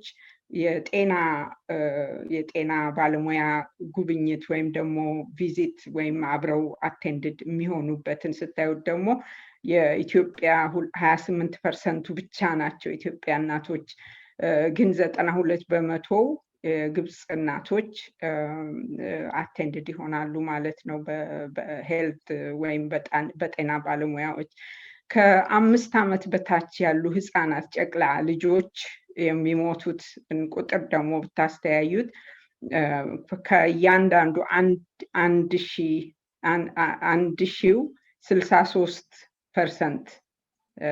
ነው የሚሞቱ 6.35%፣ ግን በግብፅ ደግሞ ብታስተያዩት 2.27። ይሄንንም ታዩታላችሁ እንዴት አይነት ለውጥ እንዳለው። ሌላ ወደ ሄልት ይሄ ደግሞ ኮምፓራቲቭ ሄልት ኢንዲኬተርስ የሚባለው ኮምፓራቲቭ ሄልት ኢንዲኬተርስ እንግዲህ በአገር ውስጥ ያለው ተለክቶ አንዱን አገር ከአንዱ ጋራ ያለውን ለጤና ወይም ደግሞ ለጤና ሰርቪስስ ያለውን አክሰስ ነው የሚያሳየው እና እነኚህ ዩኒቨርሳል ለምሳሌ ዩኒቨርሳል ሄልት ከቨሬጅ ኢንዴክስ የሚባለው ይሄ የሚለካው ከ0 እስከ 100 ያለ ቁጥር ነው እና ከ0 እስከ 100 0 ምንም የለው ቢባል 100 100% አለው ሙሉ ለሙሉ አለው ቢባል የሄልት ከቨሬጅ 39 ለኢትዮጵያ ሲሆን የግብፅ ኦልሞስት እጥፍ ሊሆን ምንም አይቀረውም 68 ነው። እንደ ምሳሌ አድርገን ዩናይትድ ኪንግደምን ብንወስድ ዩናይትድ ኪንግደም 87፣ ካናዳን ብንወስድ 89 ነው። እንግዲህ እኛ የት ጋር እንዳለን ያሳያቸዋል ማለት ነው። ለህዝቡ ደግሞ የሆስፒታል አልጋ እንግዲህ የሚለካው ፐር ይሄን ያህል ሰው ፐር ይሄን ያህል ሰው እና ሆስፒታል ለአንድ ሺህ ሰዎች 0.3 አልጋ ነው ያለው ማለት ነው። ለአንድ ሺህ ሰዎች 3 እንግዲህ 0.3 አልጋ ነው ያለው ማለት ነው እና 3 አልጋ ለ10,000 ሰው እንደማለት ነው የዲስትሪቢዩሽኑን ብታዩት እና የግብፅም እንደምታዩት ከፍ ያለ ነው። እንግዲህ ያለንን ልዩነት ነው የሚያሳየን እና ከዛ ጋር የተያያዘ የውሃ የንጹህ ውሃ እንትን ማለት መገኘት ክሊን ዎተር ወይም ደግሞ ንጹህ ውሃ የሚጠጣ የማያም ፓራሳይት የሌለው ምን ያህል አስፈላጊ እንደሆነ እናውቃለን። ሁለተኛ ነገር ንጹህ ውሃ አሁን ይህን ሰውዬ እንደምታዩት ውሃ ማግኘት ኢቭን ስፒሪቹዋሊ ወይም ደግሞ ሳይኮሎጂካሊ የቱን ያህል ንጹህ አግኝቶ የመኖር እንዴት አይነት ስሜት እንደሚሰጥ ነው የሚያሳየው። ይሄም እንደዚሁ አሁን ስለ ውሃ ከተናገርን ሴፍ ወተር ሰፕላይ ወይም ደግሞ የጤነኛ ውሃ ንጹህ ውሃ የሚገኝበት 39% ነው ኢትዮጵያ፣ ግብጽ 98። እንግዲህ የቱን ያህል አሁንም ልዩነት እንዳለ የንጽህና ወይም የመጸዳጃ አቬይላቢሊቲ 7%፣ ከዛ ጋር ሲወዳደር 93%።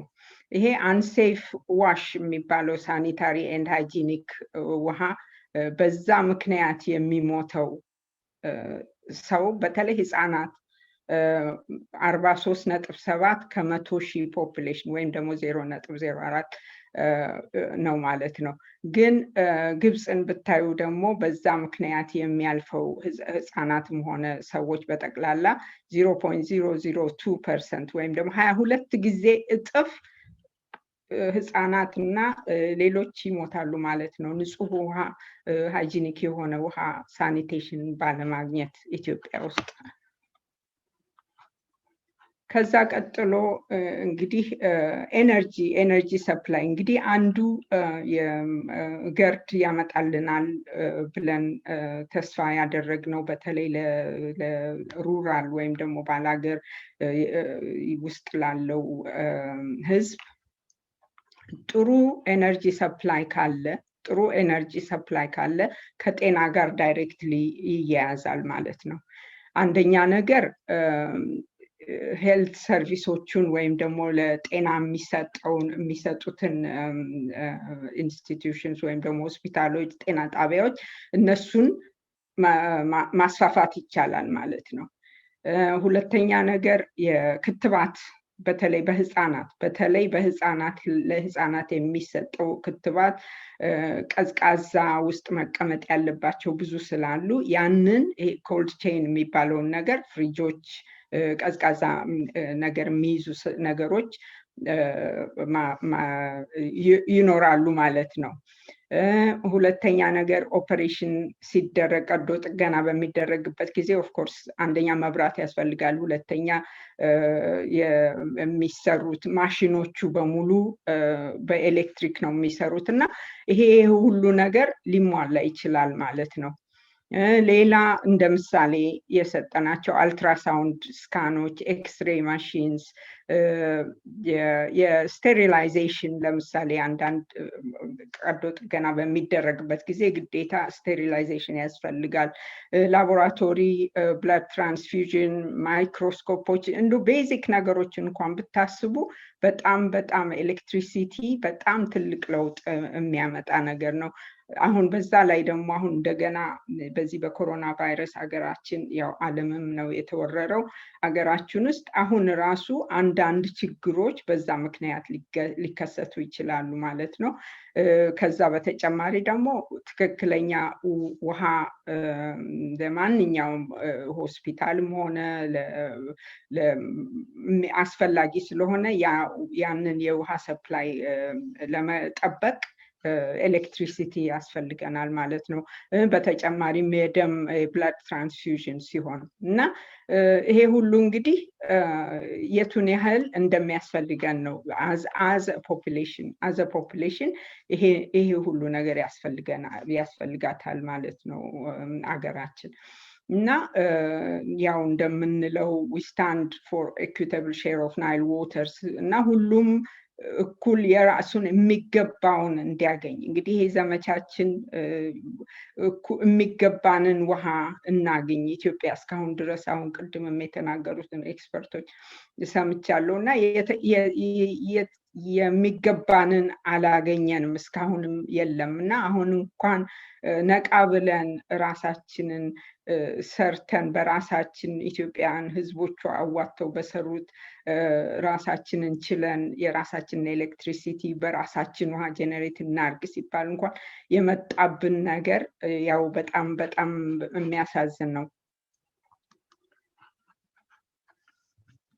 አሁን ወደ ሴቶች ጉዳይ ደግሞ አልፋለሁ እና የኢትዮጵያ ፖፑሌሽን ወይም የኢትዮጵያ ህዝብን ቁጥር ብናየው 50% የሚሆኑት ሴቶች ናቸው። እኩል ለእኩል ነው ማለት ነው። ግን 50% ሴቶች ናቸው። ግን አክሰስ ያለው ለኤሌክትሪሲቲ ግን የኢትዮጵያ ከጠቅላላው ፖፑሌሽን 45% ብቻ ነው።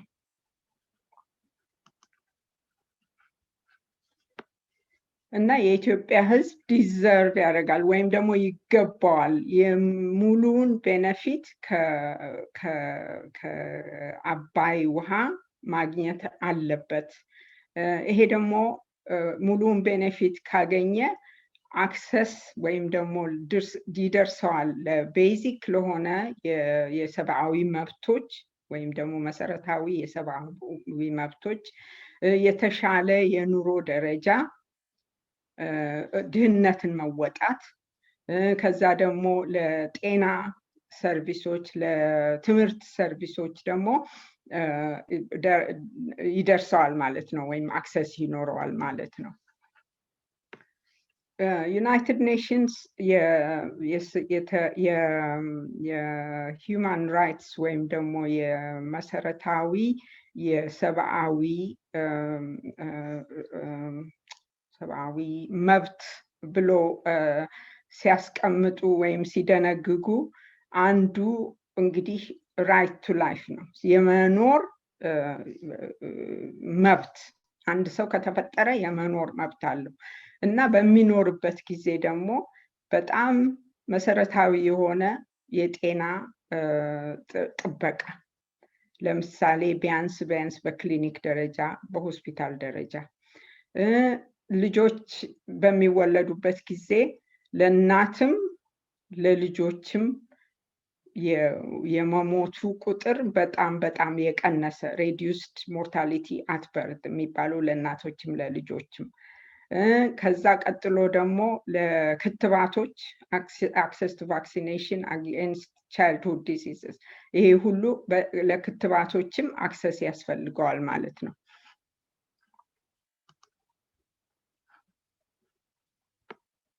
ከዛ በኋላ ደግሞ ለመኖር መብት ቀጥሎ ደግሞ ሶሻል ሴኩሪቲ ወይም ደግሞ የማህበራዊ ጥበቃ ወይም ሶሻል ሴኩር መሆን እና አንደኛው የቤት መኖር ነው። ሁለተኛው የጤና የትምህርት እና የልጅ ጥበቃ። ከዛ ቀጥሎ ደግሞ ሰርቶ ገንዘብ አፍርቶ ድህነትን ለመወጣት የሚበቃው ማለት ነው። እንግዲህ ይሄ በሀገራችን በአሁን ባለንበት በተለይ በገጠሩ የማይታይ ነገር ነው። ሁል ጊዜ ሰርቶ ወይም ደግሞ እንጨት ተሸክሞ ወደዛ እመጣለሁ እናቶችም ቢሆኑ ገበሬዎችም ሰርተው ከዛች ሁልጊዜ ያቺ እንደ እዚህ ሀገር የሃምስተር ዊል እንደሚሉት ሁል ጊዜ ሲሽከረከሩ መኖር እንጂ ከዛ የተረፈ ነገር ከድህነት ይወጣሉ የሚያሰኛቸው ነገር የለም። ከዛ ሌላ ዩናይትድ ኔሽንስ አሁንም ከደነገጋቸው አንዱ የሂውማን ራይትስ ለትምህርት መብት ነው፣ ለመማር መብት ነው እና ኤጁኬሽን ኢዝ አ ሂውማን ራይት፣ ትምህርትን መማር የሰው መብት ነው እና ያንን ለመድረስ ደግሞ በቤት ውስጥ ለማጥናትም ሆነ ለማንበብ አስተማሪዎች ራሳቸው ብዙ ገጠር ያያችሁን ያይቻለሁ። አስተማሪዎች ራሳቸው ቤታቸው መብራት የላቸውም።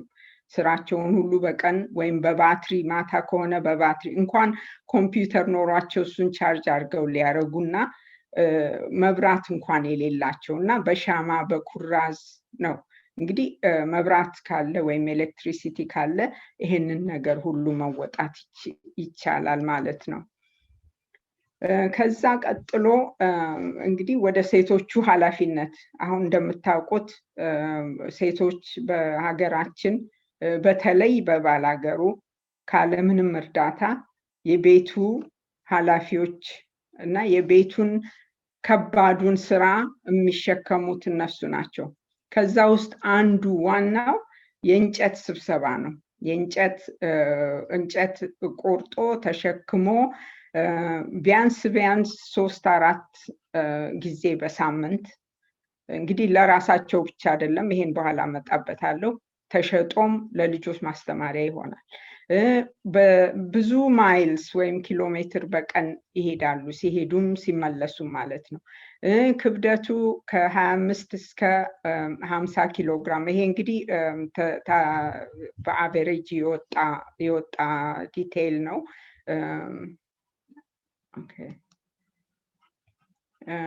እና እንጨት ደግሞ ለምንድን ነው የሚጠቀሙበት እናውቀዋለን። አንደኛ ምግብ ለማብሰያ፣ ሁለተኛ ለሙቀትም ይሆናል፣ ሶስተኛ ብርሃን ስለሌለ በዛ እንደገና ተጨናብሰው በዛ ብርሃን ነው እንደ ብርሃን የሚጠቀሙበት። በተጨማሪም ተሸጦ ለምግብ፣ ለመድኃኒት፣ ለትምህርት ቤት፣ ለመሳሰሉ ለልብስ ይሆናል ማለት ነው። ስለዚህ ይሄ ሁሉ ጫና ማን ላይ ነው ያለው? ሴቶች ናቸው። ሴቶች እናቶች፣ ከዛ ደግሞ ልጆቻቸውም ያን እንጨት ተሸክመው አምጥተው ለራሳቸውም የሆነውን አድርገው ከዛ ገበያ ሄደው እሱን ሸጠው ነው ማለት ነው የሚኖሩት።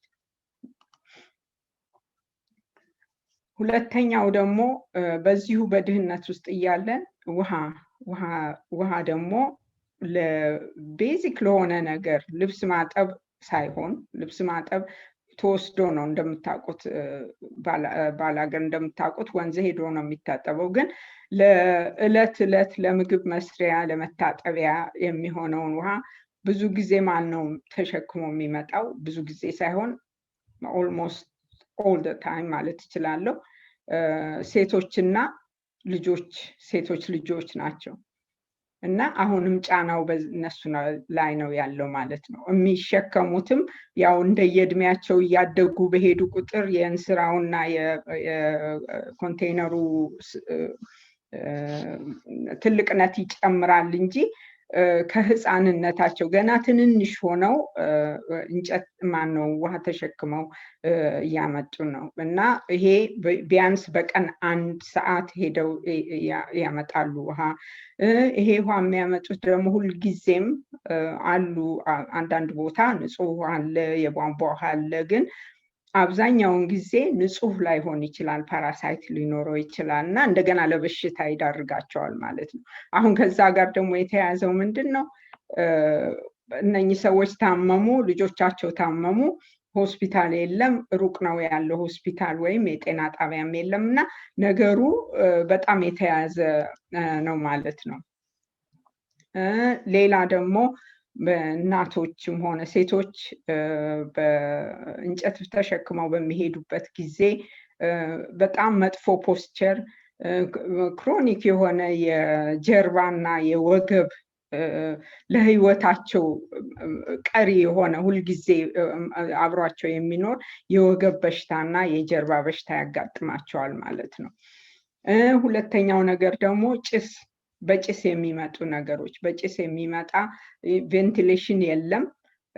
በዛ በጭስ ምክንያት ስትሮክ አለ፣ ኒሞኒያ፣ አስማ የመሳሰሉት በሽታዎች፣ እንደገና የአይን በሽታ፣ የአይን መጨናበስ የሚባለው ነገር ከጭስ ብዛት እንደዛ ይሆናል ማለት ነው። ሁለተኛ ነገር በህፃናት ላይ አክሲደንታል ወይም ደግሞ ያልታሰበ መቃጠል እና በውሃ በፈላ ውሃ መቃጠል ብዙ ጊዜ እናቶች ልጆች የሚይዝላቸውም እንኳን ስለሌለ ልጆችም አብረውን ከእናታቸው ስር ስለሚሉ በጣም ብዙ የህፃናት መቃጠልና መጎዳት አለ።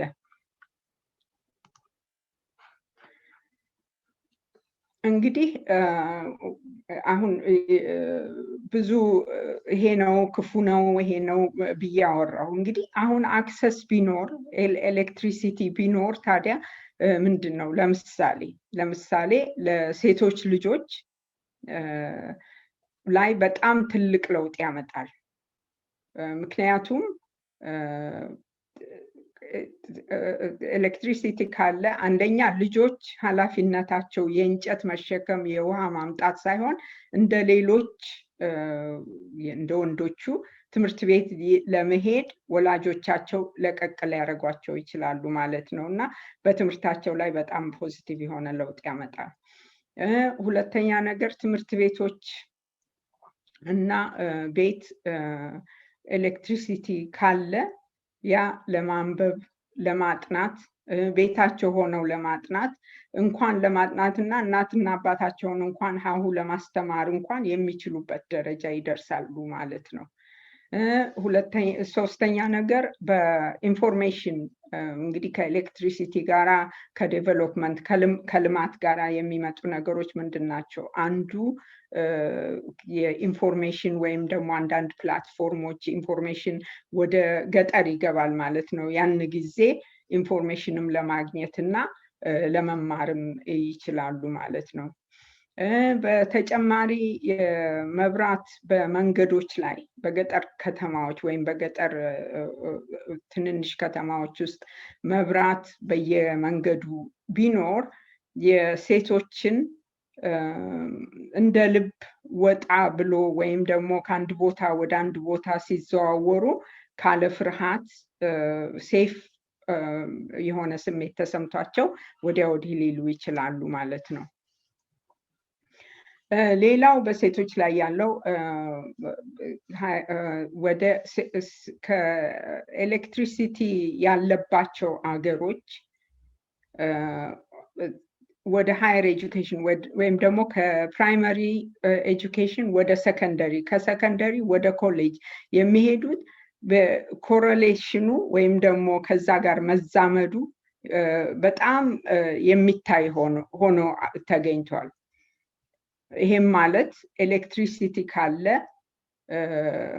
ብዙ በደንብ ያጠናሉ፣ የቤት የስራ ወይም ደግሞ የውሃ ማምጣት ወይም የሌላ ጫና የለባቸውም። ስለዚህ እንደ ሌሎች እንደ ወንድሞቻቸው ወደ ሃይ ስኩል ወደ ኮሌጅ መግባት ይችላሉ ማለት ነው። ሌላው ይሄ በልጅነታቸው የሚዳሩትን ይቀንሳል። ምክንያቱም ለምንድን ነው ወላጆች ልጆቻቸው አድገው ተምረውልኝ ሳይሆን ከመቼው ቤት ሙያውን ይማራሉ፣ ከዛ ያገባሉ። ከዛ ልጆቹ እንግዲህ እድሜ ልካቸው ሴቶቹ ልጆች እድሜ ልካቸውን ይህንኑ ሲሰሩ ይኖራሉ ማለት ነው። ግን ኤሌክትሪሲቲ ካለ ትምህርት ካለ የሚያጠኑ ከሆነ የሚማሩ ከሆነ የሚያነቡ ከሆነ ግን ያንን ይቀንሰዋል ማለት ነው። ሌላው ደግሞ የተጠናው ነገር ከሰከንደሪ ስኩል የገቡ ልጆች ማለትም እንግዲህ ከፕራይመሪ ስኩል እንደምንም ጨርሰው ወደ ሰከንደሪ ስኩል ከደረሱ 6 ጊዜ እጥፍ ሌስ ላይክሊ ወይም ደግሞ 6 ጊዜ እጥፍ በጊዜ የማግባታቸው ይቀንሳል ማለት ነው። ምንም ያልተማሩት የሚያገቡ በጊዜ በልጅነታቸው የሚዳሩ ከሆነ እነኛ 6 ጊዜ እጥፍ በዛን ቶሎ ማግባታቸው ይቀንሳል ማለት ነው። እና ይሄ ሁሉ እንግዲህ በጣም የተያያዘ ነገር ነው እና ለምንድን ነው ይሄ ሁሉ ኢምፓክት ገርድ ካለ ኤሌክትሪሲቲ ያ ዲስትሪቢዩት ተደርጎ ለሀገራችን ይሄን ያመጣል። የሴቶች ጤና ይሻሻላል። የጤና ጣቢያዎች እና የሆስፒታሎች ያላቸው መሳሪያዎች ሊኖራቸው ይችላል እና ይሄን ሁሉ አያይዘን ማሰብ ያለብን እና በጠቅላላው እንግዲህ ወደ ማጠቃለያው ስንመጣ የኤሌክትሪክ ኃይልን ማግኘት በጠቅላላው የሴቶችን ይሄም ደግሞ ሴት ልጆችንም ይጨምራል ህይወት የማሻሻል ፖዚቲቭ ወይም ተጽዕኖ ይኖረዋል ማለት ነው።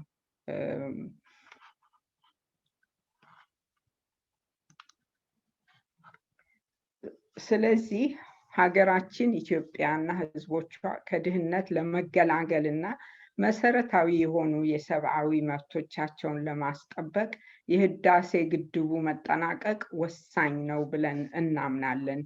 ያው ሁላችሁም እንደምታምኑ አውቃለሁ እና for the Ethiopia and her people need the GERD as a reliable and green source of energy in order to overcome poverty and access basic human rights. ቀደም የህይወት የቤዚክ ሂውማን ራይትስ ወይም ደግሞ መሰረታዊ የሰብአዊ መብቶች እነዚህ ናቸው ብለናል እና የገርዱ መፈጸምና ስራ መጀመር ይሄንን ሁሉ ያጠቃልላል ማለት ነው።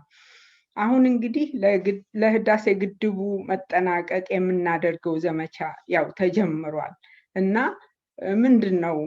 ምንድነው አንዱ ዋናው የኢትዮጵያውያንን ህይወት ይቀይረዋል ብለን እናምናለን። ይሄውም በምንድነው? ልማት ኢንዱስትሪያላይዜሽን ይመጣል። ልማት ሰዎች ስራ ያገኛሉ። ወደ አውሮፓ ስደት ይቀነሳል። ሰዎች በአገራቸው ሰርተው በአገራቸው ተደስተው መኖር ከቻሉ ራሳቸው ድህነት እንግዲህ አንዱ ዋናው የስደት ምክንያት በተለይ አሁን እንኳን ኢትዮጵያ ያለችበት የሰላሙ ሁኔታ በጣም መጥፎ ስለሆነ ከዛ ጋር ሳናገናኘው የአውሮፓ ብዙ የምናያቸው የኢኮኖሚ ኢሚግሬሽን የሚባል ነገር አለ። የተሻለ ኑሮን ለማግኘት ወደ አውሮፓ ወደ አሜሪካ የሚሄዱ ሰዎች አሉ። ግን ራሳቸው ኑሯቸውን አሸንፈው በአገራቸው መኖር የሚችሉ ከሆነ ያ ይቀንሳል ብዬ አስባለሁ። ሁለተኛ ነገር ለሀገራችን ይሄ ገርዱ ካለቀ በኋላ የውጭ ምንዛሪን በማምጣት በጣም የምንጠቀምበት ነገር ይሆናል እና የህዳሴ ግድቡ እንግዲህ የአረንጓዴ ኃይል ምንጭ ነው። አሁን እንደምታውቁት ዛፎች እየተተከሉ ነው። ይሄ ኤሌክትሪሲቲው ካርቦን ዳይኦክሳይድ ጄነሬት አያደርግም እና ይሄ ግሪን ኤነርጂ የሚባለውን እናገኛለን ማለት ነው እና አሁንም በአሁኑ ጊዜ በሀገራችን እየተካሄደ ያለው የአረንጓዴ አሻራ ዘመቻ የዛፍ መትከሉ ዘመቻ አንድ ምሳሌ ነው ማለት ነው እና ይሄ ደግሞ ምንድነው በኤንቫይሮንመንቱ እንደው በሀገራችን በዴቨሎፕመንቱ በሴቶች በልጆች በጤና ብለን እንደገና በኤንቫይሮንመንቱ ደግሞ የቱን ያህል ለውጥ እንደሚያመጣ ምንም ጥያቄ የለውም። ስለዚህ ለህዳሴ ግድብ መጠናቀቅ በምናደርገው ዘመቻ አንደኛ አንድነታችንን አጠንክረን ዘመቻውን እንድንቀጥል አሳስባለሁ። እንዴት አድርገን ነው የምናደርገው ይሄንን ነገር? አንደኛ ስለ ህዳሴ ግድቡ ለማያውቁ እናሳውቅ። ባለቤቴ ምን አለኝ፣ ስለ ህዳሴ ግድቡ እናገራለሁ እንደዚህ የአየርላንድ ቮይስ ኦፍ ኢትዮጵያ ቮይስ ፎር ኢትዮጵያ ስብሰባ አለ ስለው አዎ ዘመቻ ማድረግ ጥሩ ነው፣ ግን ኢትዮጵያውያን ኦልሬዲ በጣም ኮንቪንስድ ሆነዋል፣ ያውቃሉ፣ የሀገራቸው ጉዳይ ነው፣ ቆመዋል፣ እየሰሩ ነው። ግን ማድረግ ያለባችሁ በእንግሊዝኛ ምንድነው it's no point converting the converted የማያውቁትን ማለትም የኢትዮጵያ ወዳጆች የሆኑ እዚህ ሀገር የሚኖሩትን እነሱን ነው ማሳወቅ ያለባችሁ ብሎ በጣም ጥሩ ምክር ነው የሰጠኝና አሁንም ቢሆን ስለ ህዳሴ ግድቡ ለማያውቁት ማሳወቅ እንዳለብን አልጠራጠርም።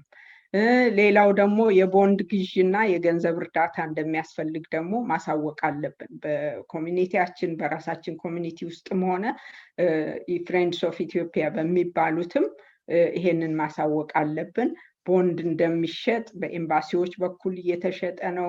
የገንዘብ እርዳታ አካውንቶች አሉና ይሄ ነገር ሊጠናቀቅ የሚችለው አዎ ተሰብስበን መነጋገራችን በጣም ትልቅ ነገር ነው። ግን በሀገራችን አሁን ባለችበት ሁኔታ በጣም ገንዘብ በተለይ የውጭ ምንዛሪ በጣም የሚያስፈልጋት ጊዜ ነው እና ያንን ማሳወቅ አለብን ብዬ አምናለሁ።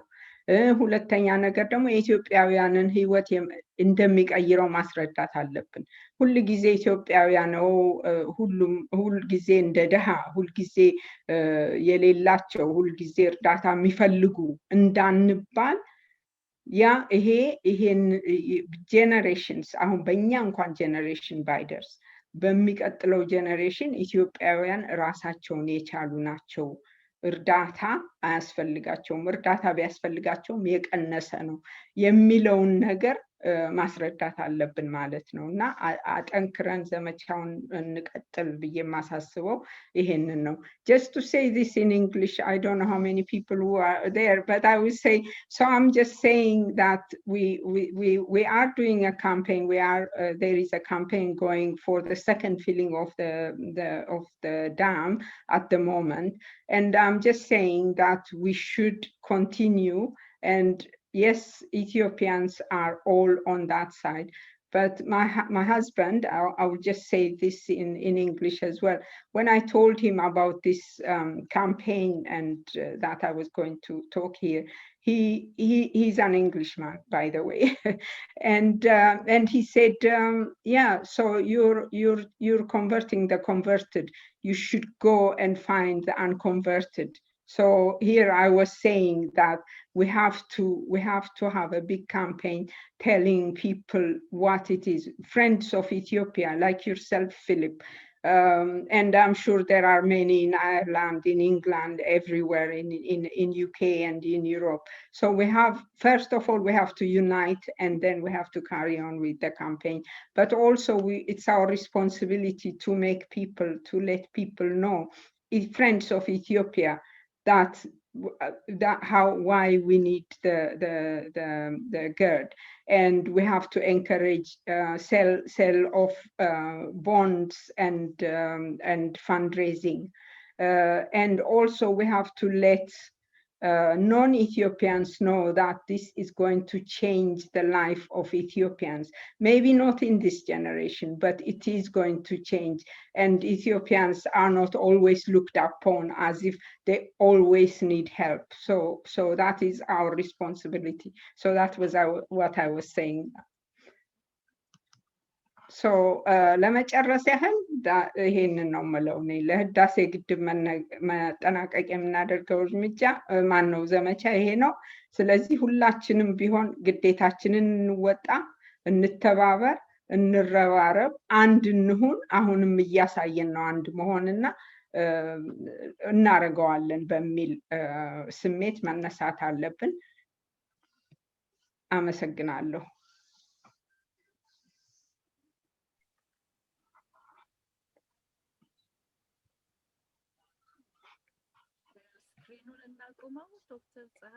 Okay, yeah. I will. Oh, where is? Sorry.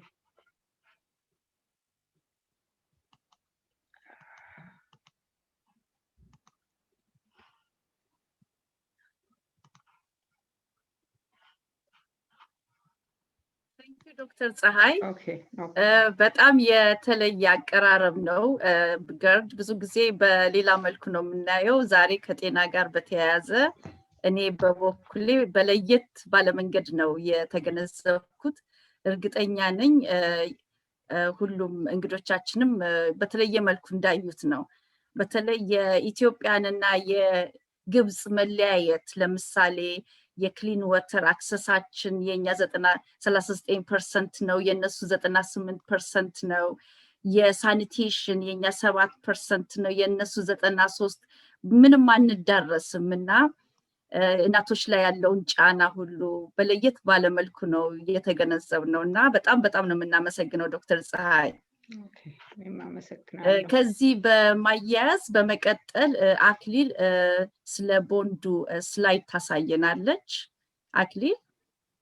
እሺ እንግዲህ ያው ዶክተር ፀሐይ እንዳሉት እንግዲህ ተባብረን ይሄን ነገር ከግቡ ማድረስ መቻል አለብን ማለት ነው። ይታያችኋል ስላይዱ?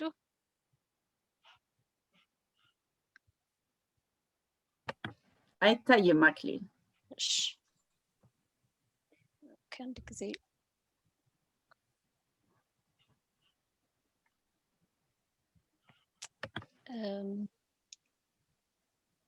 I am the co-host, so I should be able to.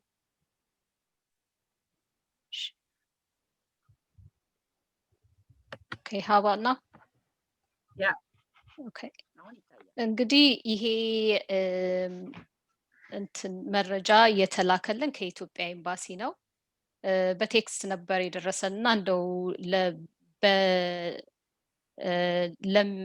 እንዲመች ያህል ማለት ነው ትንሽ የቀየር ነው እንጂ ያው በሙሉ ከዛ የመጣ ኢንፎርሜሽን ነው ለማለት ነው ይሄ። እና አሁን በእርግጥ በኮቪድ-19 የተነሳ እንትኑ ዝግ ነው እንግዲህ ኦፊሱ እንደምታውቁት። ስለዚህ ቤታችሁ ቁጭ ብላችሁ ቦንድ መግዛት ትችላላችሁ ማለት ነው። እንግዲህ የህዳሴን ግድብ መርዳት የሚፈልግ ሰው በፈለገው መንገድ ወይ ቦንድ በመግዛት ወይ ደግሞ በቻሪቲም መደገፍ የሚችል ይመስለኛል።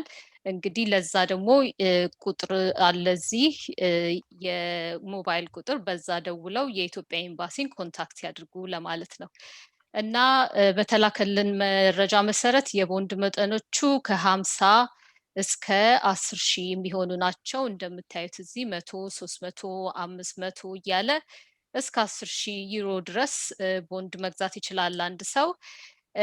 ከዛም ደግሞ ይሄንን ማድረግ የሚፈልግ ሰው ምንድነው ፎርም መሙላት አለበት። ለዛ ነው እንግዲህ ያንን ስልክ ቁጥር ያስቀመጡት። ፎርሙ ከተሞላ በኋላ ያንን የተሞላ ፎርም የክፍያ ደረሰኝ አለ። ይሄንም ደግሞ በማብራሪያ ብለን አስቀምጠናል። ማብራሪያው ላይ ምንድነው ክፍያው መጀመሪያ በኤምባሲያቸው አካውንት በተቀመጠው መሰረት ይሄ እዚህ እንደምታዩት አይባን ብራንች ሶርስ ኮድ አካውንት ነበር አለ እዛ ላይ ከፍለው ደረሰኙን አያይዘው ነው እንግዲህ የሚልኩት እዚህ ሁለተኛ ቁጥር ላይ ያለው ማለት ነው ክፍያውን ደረሰኝ።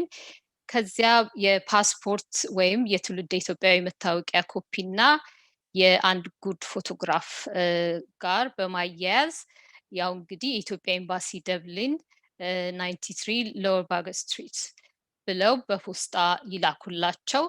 ከዛ እንግዲህ ፖስታው እንደደረሳቸው እነሱ የቦንድ ሰርቲፊኬት በአድራሻችን ወይም ደግሞ በአድራሻው ይልኩላችኋል ማለት ነው። እንግዲህ ለህዳሴው ግድብ ዶክተር ፀሐይ እንዳሉት ያው ሁላችንም እንደምንስማማው በመጠናቀቅ እንግዲህ ለመጠናቀቅ የምናደርገውን ትጋታችንን እንቀጥል ለማለት ነው። ያው ኤምባሲውን በዚሁ ከልብ ሊያመሰግናችሁ ይገባል። አመሰግናለሁ። እኔ ቴንክ ዩ ራሄል።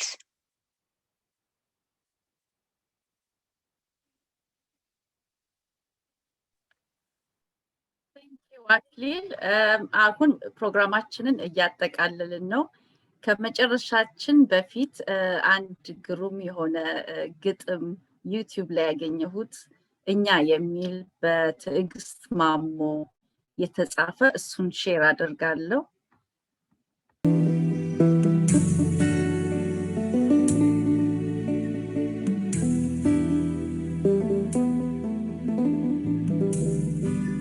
እኛ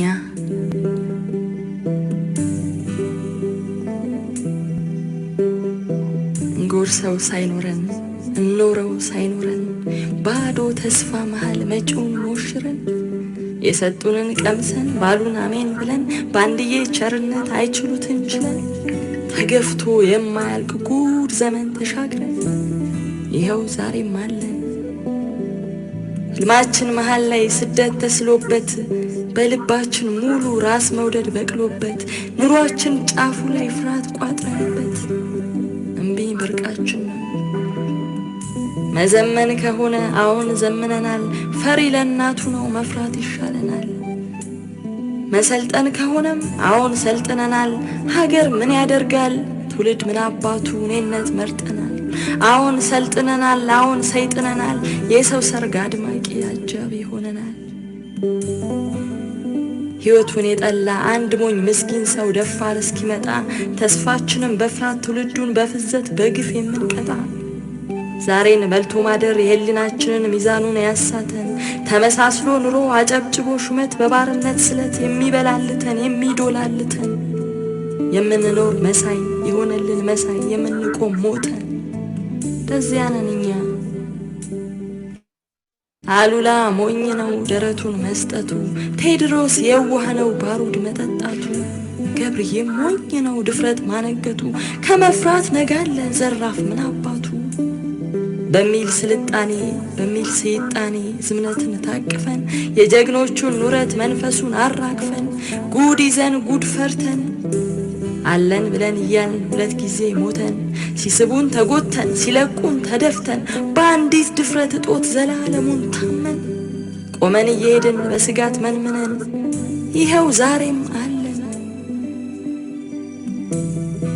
ቴድሮስ ሞኝ ነው ባሩድ መጠጣቱ ገብርዬም የዋህ ነው ለመትረየስ እሳት ደረቱን መስጠቱ ተወን ብለው ሲሉት ዝም በል ብለው ሲሉት እምብየው ማለቱ ድፍረት ምን ይሰራል ሀገር ምን ያደርጋል መሞት ምን ያመጣል እምቢኝ የታባቱ በሚል ስልጣኔ በሚል ሰይጣኔ እየደነቆርን ፍቅርን ስንቀማ ፍትህ ስንቀማ ይኸው ለዘመናት እንዳቀረቀርን ዝም አልን። ልባችንን እንዲህ በሽብሩ ጋግቶ ማን ነው የበለተን ሞታችንን የሚያይ ፍርሃትን የሚወርስ ትውልድን ጎልተን ቁጭት እየበላን ንዴት እየጠጣን እምቢኝ እንልበት በቃን እንልበት እውነት መተንፈሻ አንዲት ቃል እያጣን በምን ይሆን ስጋት በምን ይሉን ፍርሃት እየተቀጣጣን ለማናቀው ነገ ዛሬያችንን አጣን።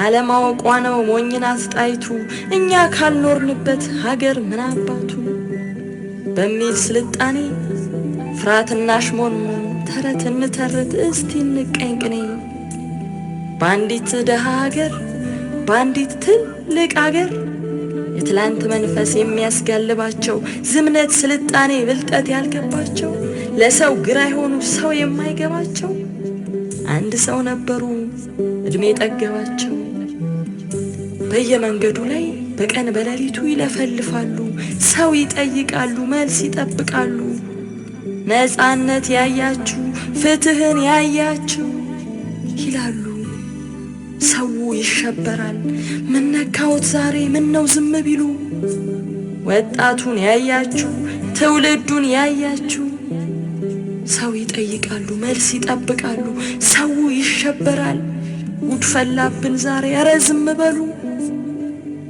ሌላም ጥያቄ አለኝ መልሱን እባካችሁ ኢትዮጵያን ያያችሁ የጥንቱን አንድነት ፍቅሯን ያገኛችሁ ሀገር ጠፍቶብኛል ሀገሬን ያያችሁ ሀገር ብሎ ነገር ፍቅር ብሎ ወሬ አንድነት ብሎ ቃል አልገባንም እኛ ይለፈን ለዛሬ እንደውም ጭራሹን ምንም አልገባንም ምንም አላየንም ተውን እባካችሁ እርሶስ ብዙ አይተዋል እኛ መች ኖርንና ታስፈጁናላችሁ ተውን እባካችሁ ተው። ፕሮግራማችን እንግዲህ ያለቀ ይመስላል። Thank you for all your patience and the slight technical error at the end, and we just went a little bit over our time. Thank you all for your patience and for your attendance. መልካም ቀን ለሁላችሁም።